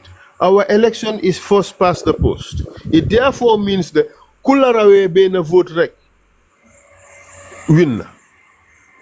So in that situation, one person without a coalition can win. But it also means that that person has to be a formidable, a very strong candidate. So it is risky to put all our hopes in one person winning. It is risky. You know, I think that the risks are lower than they were maybe a year or a year and a half ago. Because Fimneka, by the recent surveys, Adama Barrow's support is just 19%. So in that case, anybody who can score 20%, if that is his actual vote, anybody who can score 20% would win. But it is risky to say, let's disregard coalitions and go with one single candidate. It is risky. But even if we go with coalitions or what have you, elections in Gambia is about personalities. So on that basis, a single individual can win. But that does not mean I do not support coalitions. No, I support coalitions because lolu moy tax ñun ñep suñ xel dal. Lolu moy tax ñu bari suñ tédé nelaw. Lolu moy tax ñu bari gëna am yaakar ak kontante ak ciawarte pour dem sani ji carte because xam nañ ne su boba nguur gu bon gi ñu fi am nguur gogu dina daanu kerak fas bi wedda nangu naa dem ba nangu ta dem na ko óor ne su patee sax mbaa mu laaga pax fas bi dina dem dinañ ko génnee Gambia parce que lu bon rek la fi indi liggéeyal luñ Gambien yi problème su du jeex lañ indi réew mi foofu laa ci taxawee bugga nañ coalition yal na yàlla def di best coalitions am ba pare yal na yàlla def ku mel ni Essa Faal lead that coalition because kooku mun naa koo waatal ne suñ ko joxee nguur gi dina liggéeyal Gambia bon nag jërë ngeen jëf. Thank you. Just pour ñu remind viewers yi rek ne Honorable Essa Faal moom moo nekk di wax nii dafa ñëw tey pour wax ak Gambian si so please share leen live bi ak seen friends yi ak family ak seen families yi su ko defee mun ngeen a ñëw if you have questions just yàlla àndee dinañ leen égal pour ngeen laajte seen questions one on one ak Essa Faal so fi mu nekk nii I think it's Boy Sabally after Boy Sabally is Mbay and then Sadio so Boy Sabally mun ngaa ibbi sa mic bi please thank you. Assalamualaikum maa ngi leen di nuyu maa ngi tudd Yero Sabally. Waaleykum assalam. Fay nañ la. Okay. Mr. President Essa maa ngi lay nuyu maa ngi lay wax ne li ma bëgg a laajte bariwul benn bi mooy coalition boobu ngeen di wax lay di nit ñi di wax man weddiwuma ko waaye maa ngi bëgg a laajte ndax ñun buñ leen bàyyee yeen maanaam parti yu am doole yëpp ngeen def coalition bu ëllëg ñun askan bi bu ñu amee problème ndax yéen da ngeen di dellu si waat si ñun ngeen maanaam ànd ak ñun ba ngeen fomp suñu rongoñ wala déedéet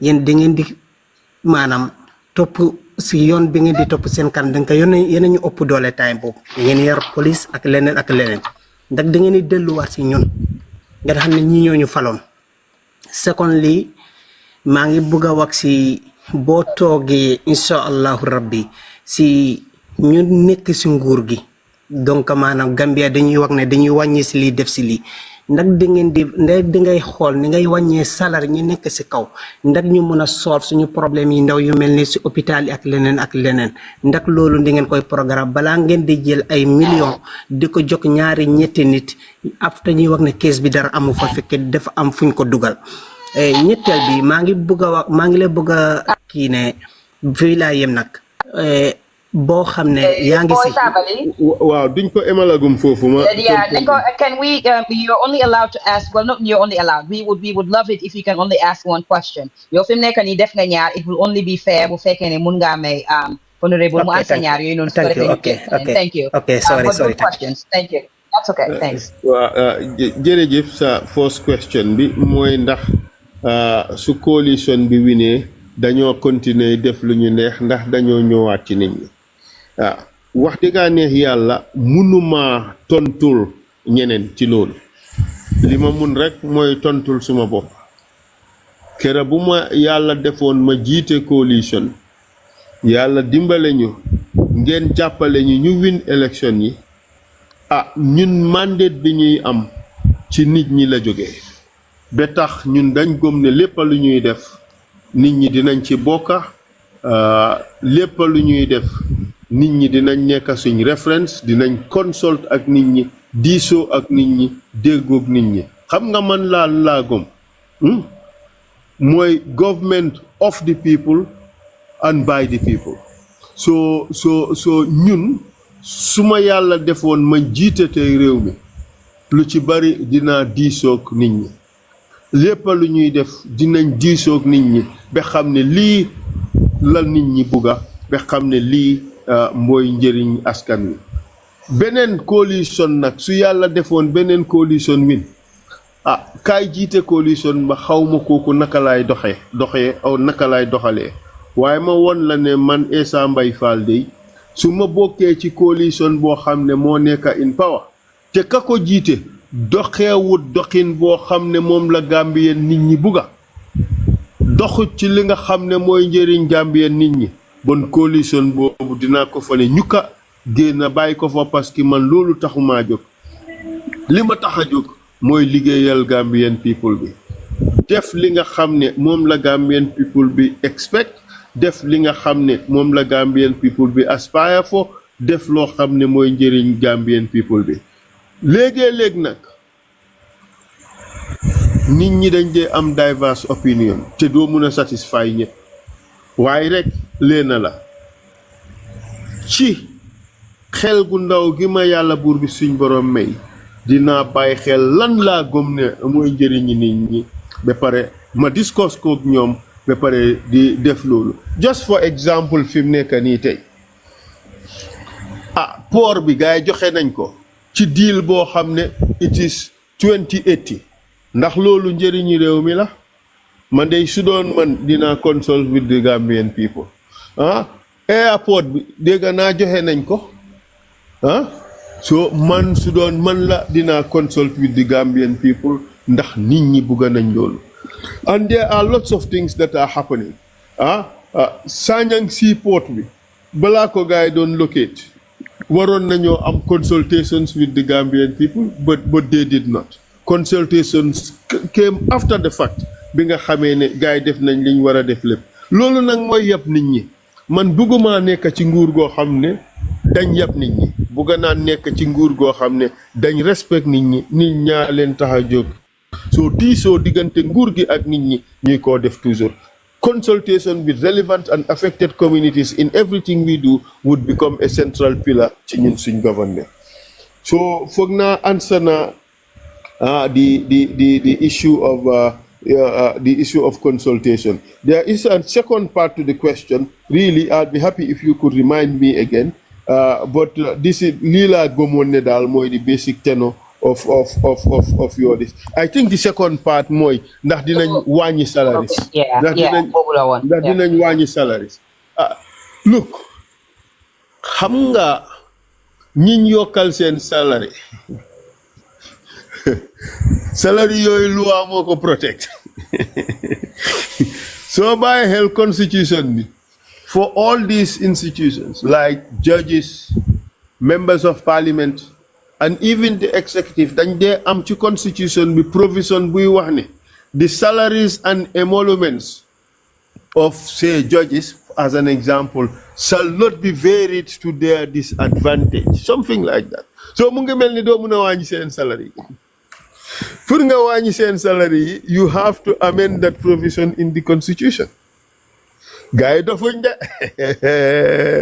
ku raaca tay sa kanam bem ne dela ba pare nga jang ko protect ko ba nga xam ne affaire bi du crumble loolu la gaay def so di nga gis ne it is difficult pour wàññi seen salaires but we can come up with a national programme boo xam ne dañ koo tënka ci loi boo xam ne its aim is to reduce the disparity in emoluments, the disparity in salaries between those at the bottom and those at the top. You try to establish a fair and just society, a society where everybody who works hard in this country can live in dignity. And I think we can come up with a national program grounded in law boo xam ne dina tax loolu mun a possible nga xam ne dañoo revisiter salaries yëpp go back to the drawing board and for that to happen dañ am pour eliminate those provisions yi nga xam ne more protect the salary structure as it is because the salary structure as it is criminal, it is sad, it is disappointing, it is a national disgrace to have this kind of salary structure. Nga xam ne president would be earning $500,000 and ñooñu di liggéey ci moom di ko drive amee his security are earning $5,000. Salary boo xam ne it subjects them to live a life. I mean, maybe it's inappropriate to suggest that, but salary structure boo xam ne saa daf leen a subject to indignities of poverty. Loolu dafa haram. Lolu waru fe am, lolu it's obscene, lolu dañ ko wara génné ci réew mi. And the only way to do it is to have a rational salary structure. Bo xamné everybody, comme que yaa ngi liggéey and you working hard, you would be able to live a dignified life. Foog naa lolu more important te war nañ ko mëna def. And in so doing, fum jaar ñu def compromises, fum jaar ñu def adjustments, starting from knowing what is the bread basket of the country.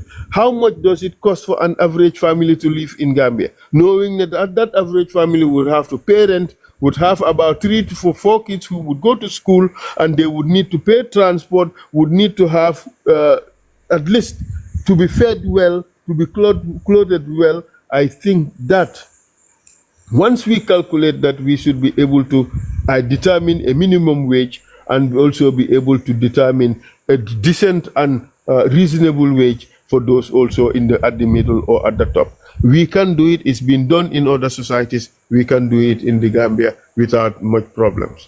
The only difficulty we have is how to deal with the provisions that I have cited, and provisions you war nañ ko mëna repeal or ñu amend leen.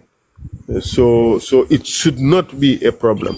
And I want to believe, by the grace of God, if APT Sobeyaa wins elections, Essa Faal becomes president, we would have enough political capital to be able to do that. Thank you very much. Thank you. Just pour ñu remind viewers rek ne Honorable Essa Faal moom moo nekk tey Swigam ba pare toppaleen platform bi because fii nii dañ fi dee ñëw soo leen bëggee xam suñ agenda ak yeneen dañ dee ñëw si platform bi nii di discuss how we can move Gambia forward and how we can get President Faal Secretary General into the office. So yéen mi laajte how can you join the live am na si suuf soo leen xoolee si seen téléphone lu mel ni ñaari nit yu ndaw boobu noonu ngeen a bos pour ngeen mun a request pour join the conversation. So leen joinee nag dinañ leen ekkati bu fekkee ne space am na. So fi mu nekk nii Mbay, please ibil sa mic bi nga laajte sa question. Mel, no, it's Sadio. No, Mbay. Sadio la then Del, then Mbay, then Alpacas. No, Mbay has been here. Hello, assalamu alaikum.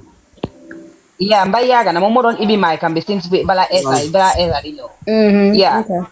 Yeah, Mbay ñëwa. Assalamu alaikum. Alaikum assalam. President Essa, wala nuyu. Mbay Zamzam. Wow. Xamee naa baat bi de. Waa gisoo ko. Kontaan naa. Njangeen bi reer na ba suur. Waaw tere laa jógee lekk nii sax. Réegi wone na ko. Boo naa ma sama jabar xaabu dugg si biir sama président booy wax. Ma mun naa dégg bu baax. Masha Allah. Jërëjëf. Waaw man dafa am ay question yu ma bëgg a laajte. Waaw bu si njëkk dafa am lu ma bëgg a wax mooy li ñu seexal amuñu agenda tey si yow la ñoo bees pour am programme so dama bëgg su jotee si rajo bi am na yu bëri yi nga xam ne mun nga xam si suñ programme si because amuñu agenda waaw so amuñu ñu ngay dem woo suñu wàññee suñu réponse si fu mu nekk mun na demee neneen waaw so man correction moo laajte mooy di Gambian businessmen because dama nekk seen plateforme yu bëri so ñu mën a gannaaw jege nga waaji laajteel ñu ko lan la am si ñun pour su ñëwee pour ñu mun a dem forward because 90% of the business they controlled by not Gambians so ñoom dañoo bëgg nekk si kanam mun a control di market comme li ñoo jooy di foreign current nu moo demee ak daily needs yi nu moo demee because they controlled by not Gambian so yow ban idea nga am pour loolu Mbay waaw ñun li ma ut mooy fairness to the Gambian people. Okay. Fairness to the Gambian businessman. Suñu yàlla dénkee nguur gi man loolu lay ut. Fairness boobu nag dafa am ci lu bari lum ëmba. Benn bi mooy tax system bi dafa war a fair. waaye dëkk boo xam ne dañ laa tax into poverty dañ laa tax ba nga daanu loolu dafa ëppa dafa jéggi dayo xam nga soo amee nguuri naafuloo pisir pasar mooy nguuri yàqa nguuri luubal dañ laa tax rek pour mu fuel seen appetite pour gën a tasaare gën a yàqa loolu dañ koy génne so we bring a fair tax system beneen bi gën a sonal businessmen yi mooy the unofficial cost of doing business loolu mooy kuppale gi dankal gi underhand deals yi ak affaire yooyu loolu dafa tax the cost of doing business go exceptionally high am na investors yu fi ñëw fan yii rek bugg a def yenn investment Gambia bari na offices yuñ dem yoo xam ne nit yu ñëw di leen laaj bribe xam nga ñooñu dañoo discourage daw ñibbi te loolu la bari na fi businesses yu bari ñu ngi leen a strangle parce que ñu ngi leen sonal ci jox ma joxe boo xam ne àndut ak loi so loolu moo tax loolu tam corruption googu dañ ko fi war a génnee loolu would reduce the cost of doing business loolu dina jox businessman yi alaafiya ñu mun a nokki ne alhamdulillahi rabil alamin li ma liggéey as tuut lu ma ciy am duma am pour jël dankal ko keneen koo xam ne doonu ci dara lu dul rek nguur gaa ko jox liggéey mu ñëw téye penam joxeloo ma loo xam ne yelloowu ko waruma ko koo jox loolu dañ koy génnee ci réew mi. The third and most important thing mooy level the playing field for Gambian businesses. xam nga Gambian businessmen yi ñu bari sax bëgguñ nga defal leen favor luñ bëgga mooy na field bi level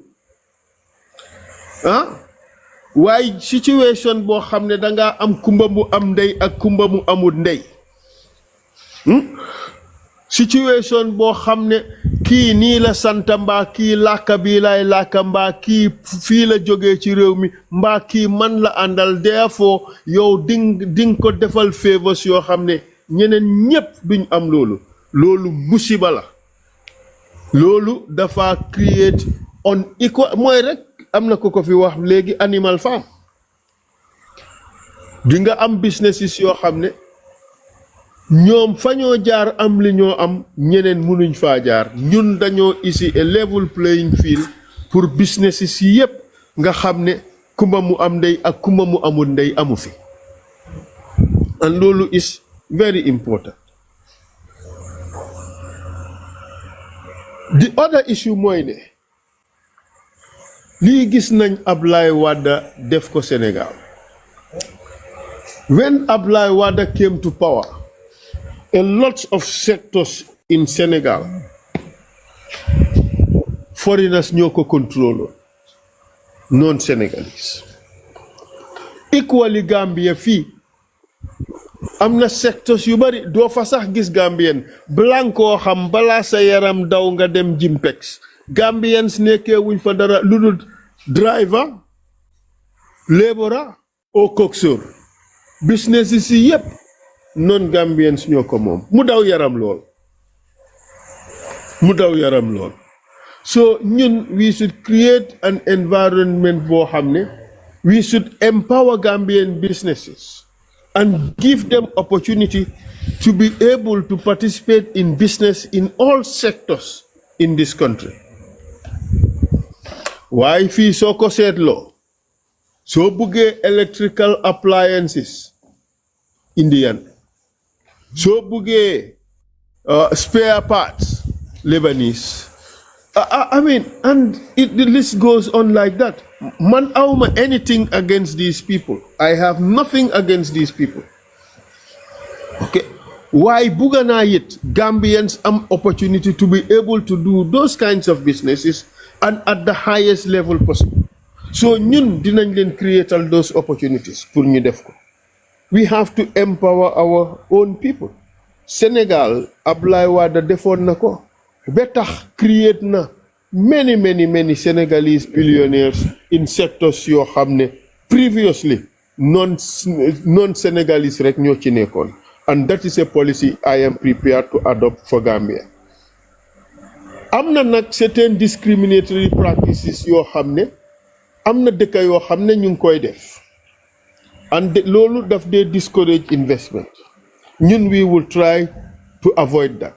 But we would also make sure ne empower nañ Gambien si ba nga xam ne soo demee ci bakery si ak fuur yi di nga fa fekk Gambien si own nañ ay bakeries di bake seen bread di ko jaay. Nga dem ci manufacturing defar saka cottage industry diñ ko bàyyee Indian si rek di nga fa fekk tam Gambien si ñu ngi koy def. So lii mooy nekk a new economic policy for Gambia boo xam ne Gambian businessmen yi jox nañ leen opportunity bi jox leen facilitatal leen indi banks yoo xam ne dina leen bugg di lebal at concessionary rates pour ñu mun a def businesses yi nga xam ne tey doo fa fekk benn Gambien mu di ko def. Jimpex dafa nekk Jimpex for Gambians waxuma ne ñeneen duñ fa nekk de waaye Gambians yi dinañ fa nekk in very large measure doing businesses yi nga xam ne ñeneen ñoo koo def. So mbay lii laa la ameloon na Gambian business people bi yëpp xam ne Sobeyaa government kera bu mu ñëwee dinañ create a level playing field as a minimum ba pare business people itam dinañ leen dimbale dooleel leen fi mu nekk soo demee nga nekk businessman nga def leb bank rek mu ngi mel ni gasal nga sa bopp pax because the interest rates are so high. ñun a Sobeyaa government would bring the interest rates down ba nga xam ne Gambian businessmen yi dinañ mun a leb ci banque si ba pare def business and compete with other non-Gambians yi nga xam ne ñu ngi def business ci dëkk bi. Businessman yi bugguñ ku leen may bugguñ ku leen sarax businessman yi dañ bugga facilitation dañ bugga ku leen create a level playing field tax code boo xam ne understand nañ ko xam nañ la moo wax su ko defee ñu mun a def business without let or hindrance ñu mun a def business te kenn du leen sonal ñu mun a def business te kenn du yoot ñëw guddi seen kër ne la jox ma nanga mbaa ma teg la mbugal bi le mun a def business boo xam ne kenn du ne siis naa sa bagage parce que joxuloo ma dara ci ron loolu luubal yooyu ak corruption yooyu ak nepotisme yooyu dañ koo génnee ci réew mi. I hope ne Mbay answer naa sa question jërëjëf. Thank you, SG. So ñu ngi remind our viewers rek ne Honorable Essa Faal. Hey, stop it. Sadio ubbil sa mic bi. Assalamualaikum. Nuyu naa leen waay. Fay nañ la. Go ahead. Mr. President. Jërëjëf Sadio. Naka man la brother Abdou Cham bi Farafenni. Masha Allah Abdou Cham suma xarit. waa ju baax. jërëjëf Sadio. Man question bu ma amoon rek pour laajte moo nekk pour soo ñëwee in power because in Germany fii leen nekkat soo xam ne Germany fi ñoom human resources la gaa am ndax yow tam soo ñëwee yaa sa government bi si Gambia foofu ndax di nga mun a try pour ngeen def la comme képp koo xam ne Gambian la ak foreigner mu ngi liggéey bi Gambia mu am woon tax ID number am ba pare ndax taxi man la wala van wala lu muy liggéey ndax dina mun a nekk si système muy fay tax da ngay gis ne dina mun a dimbale Gambia tamit économie pour mu dem si kaw ñu mun a liggéey suñ oon dëkk ak suñ xaalis te duñ lebal xaalis si biti. waaye loolu am na ba pare Sadio loolu am na ba pare. lii problème yi Gambia mooy. ne most businesses are in the informal sector. te informal sector bi dafa difficult pour tax. loolu mooy problème bi. waaye d'accord naag yow ne képp ku nekk ci réew mi dafa war a register. dañ war a xam kan moo nekk ci réew mi. yan foreigners ñoo fi jógee fuñ dëkka fuñ jógee kër kañ lañ dëkka kana leen dalal ci réew mi luy seen téléphone numbers lan mooy seen identities yooyu yëpp dañ ko war a xam for control purposes. but equally tam képp kuy aan dërëm ci réew mi dañ war a xam li nga liggéey lan la li nga aan ñaata nga war a fay tax su fekkee da nga eligible pour fay tax nga fay sa tax. xam nga lan moo tax tam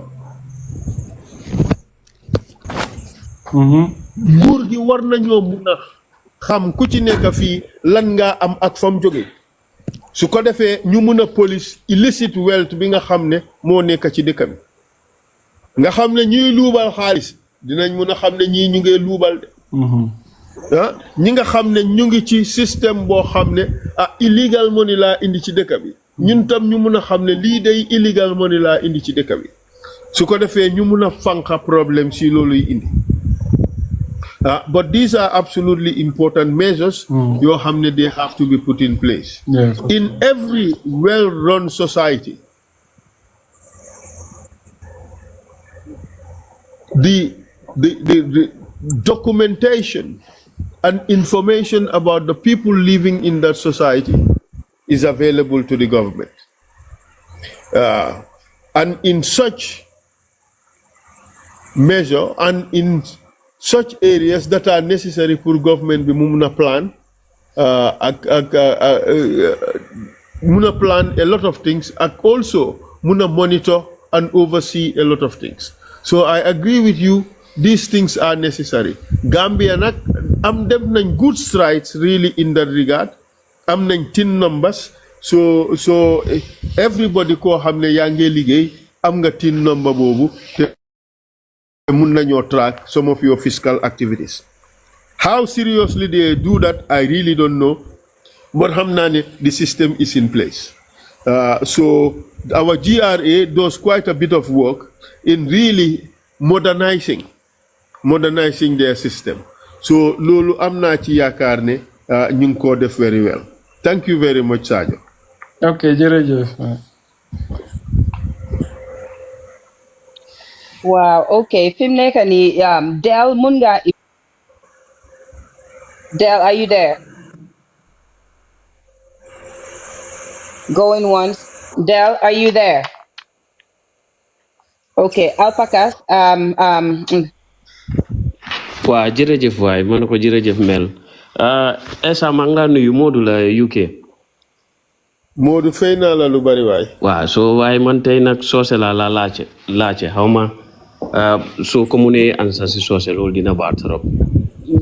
Kontaan tabake kaatu iben opportunity dinna pour nga ñaan man ninka fama fo. Okay. So sign of the menna it is related to the constitution. So near Jubia Mamme, the president redeployed the auditor general. So President Sembo Soto, he have the executive powers pro the auditor general employ and ka redeploy or ka fire.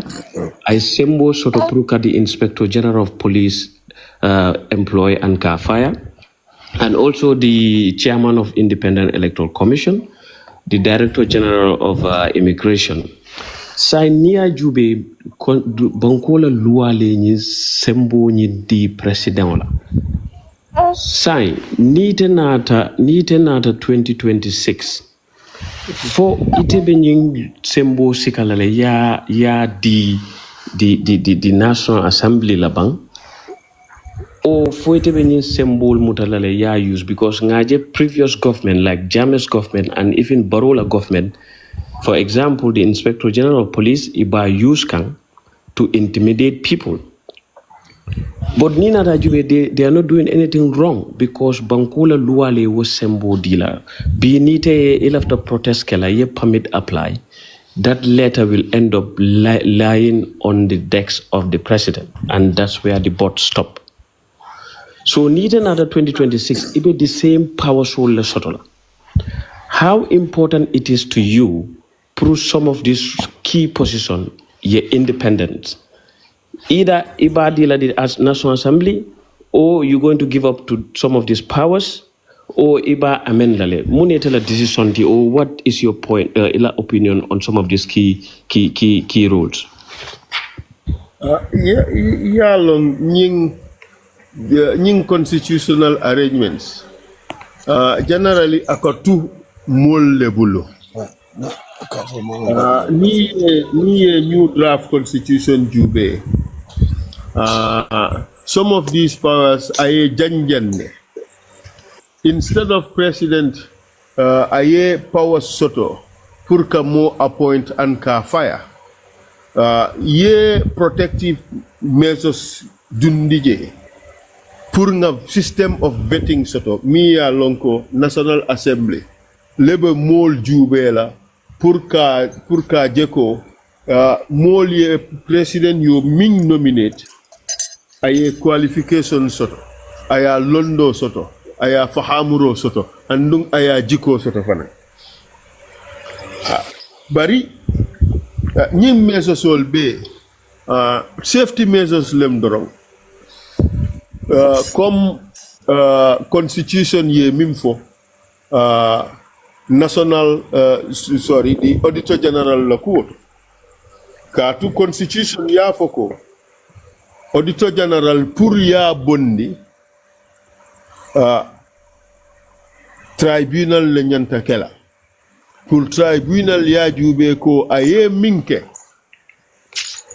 a serious ta pour ka mérite ka bondi bari adama baro man wo jube de adama baro amam wo jube wala tinna ay minke ngafo ko wo unconstitutionality unconstitutional decision la katu ay feroke pour ay ñing promote place d'auto bari ñing man resign follow abedami so it's a bondino la je by force ka foko ye place koten diala constitution ñing among provision soto among president di symbole pour aye auditor general redeploy you see dulal do beje they serve at the pleasure of the president. Okay, so niya jube banku dol beje ibe protective measures impose la banku dol beje ite protective measures impose la but for positions, sensitive positions like auditor general like chairman of important commissions pour que bondi constitution ka protective measures keje yalla munem problem mo manke luwati problem mu the political will of the powers that be pour ye loi norma ka implement to the letter wonem problem oti ajube dorang na mansab na president ye loi tinya aye Gambia la constitution bastardized aye Gambia la constitution tinya andum femmam fintije wolem na problem oti so Gambia inyanta organize la fo pour ya lonko President is under the law. President ya lonko ni aye decision ke mi ya lonko aman nin loi mantama wo decision iba reverse la and the president can be impeached. Ni na mansa kunda nin na National Assembly wulitanum ka foko na president o ye constitution tinya so mba kilila nga impeach aye na aya explain muna tinna inta forcé la pour aye resign ni wo ketanum Adama Barrow abe siring daming abe jarjar la aba lon nako sembo tate bulu sembo be molle bulu bari Gambia jang abala fa warata impeachment mo nene ma fo jang mo nene ma attempt Gambia National Assembly so ning ntol la man sakunda nata mba make la soko ning Essa Faal lem presidenti constitutional be respect la to the letter wo nga lahido le wo mu lahido leti nkamindi Gambian people so nga lonko Adama Barrow aman capable pour wo lahido ke aman 3 years promise nyebang. It's not constitutional, but it was a promise from the president. Aye mol nene. Atele afoko ni be politiko la. Illa fita minna wofo. Bari na nata pour ka implementation. Ise fenko tenke. Into mom believe in politics of deception. Inte data woto. Adama Barrow anyanta impeach lale pour aye minke auditor general. So that is the remedy for violations of the constitution by authorities. And Gambia, we should start implementing these provisions of the constitution such that anyone who comes after Adama Barrow would know that I cannot abuse my authority. William Kuwati, Abaraka.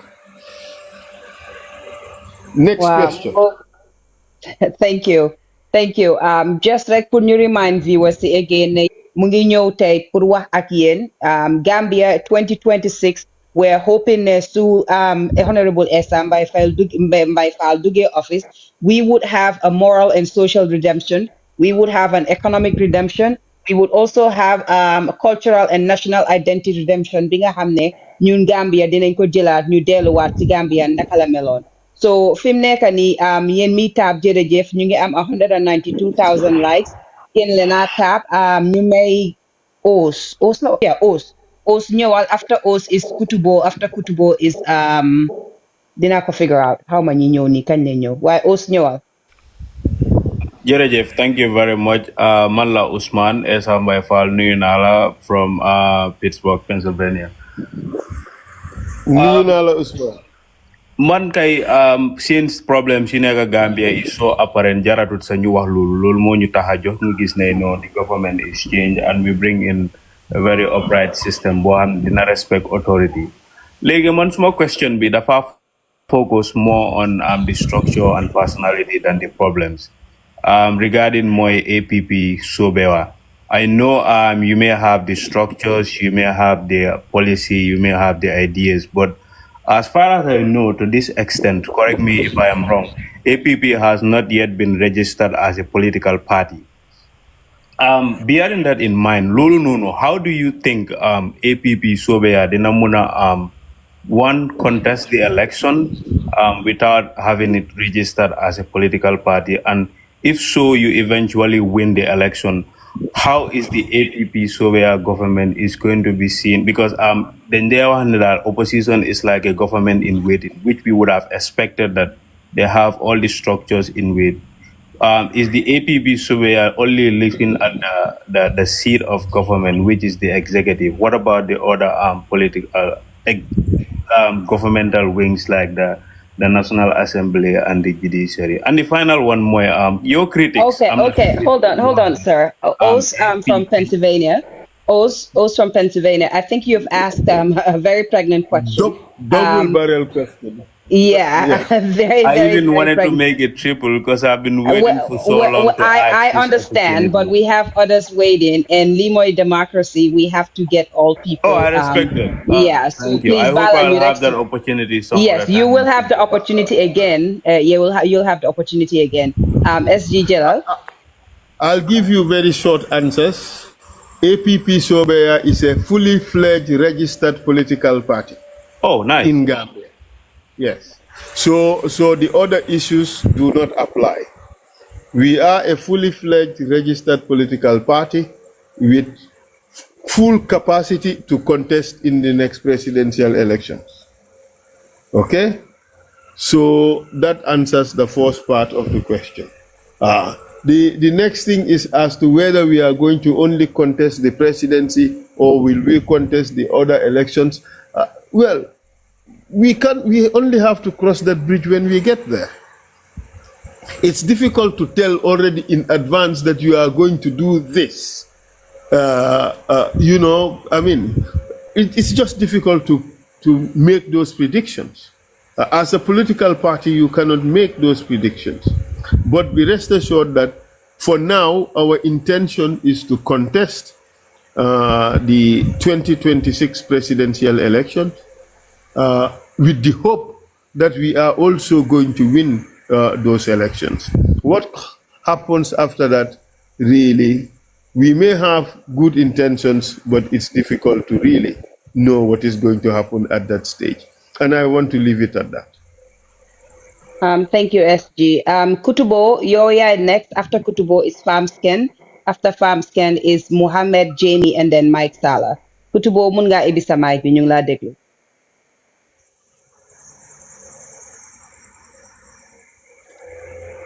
Okay, assalamu alaikum. Walaikum assalam. maa ngi laa nuyu His Excellency Mr. Essa Faal. Fay naa la lu bari Kutubo. Kontaan naa trop tey because it's been a while. maa ngi bëgg at least ma mun a am laajte suma mentor bi ko xamante dama ko trust. I'm so he get the potential to take this country to our dreamland. Thank you, sir. Number two, sister bi tamit bon moderator bi comme dama de daje moom ci platform yu bari di emphasize Essa Faal, the idea of Essa Faal, dama ko gërëm ci loolu di ko sant ci loolu. Foog naa démba sax bokk naa moom ci group concerning about the Gambia. ñoo ko bokk. Okay, suma question bi man ñaari question la am pour Essa Faal, Essa Faal dama la laajte comme we the youth ñun youth yu nekk Gambia fii nii lan nga am pour youth yu nekk Gambia fii so naree nekk président lan nga am pour youth yoo xamante ni yow sa boppa gom nga ne soo leen tegee yooyu noonu si youth fii you are sure ne they can able to be a self-reliance to themselves and they can benefit the country too. Number two, luma lache Essa Faal mooy ne lalla am corruption bu nekk si dëkk bi fii.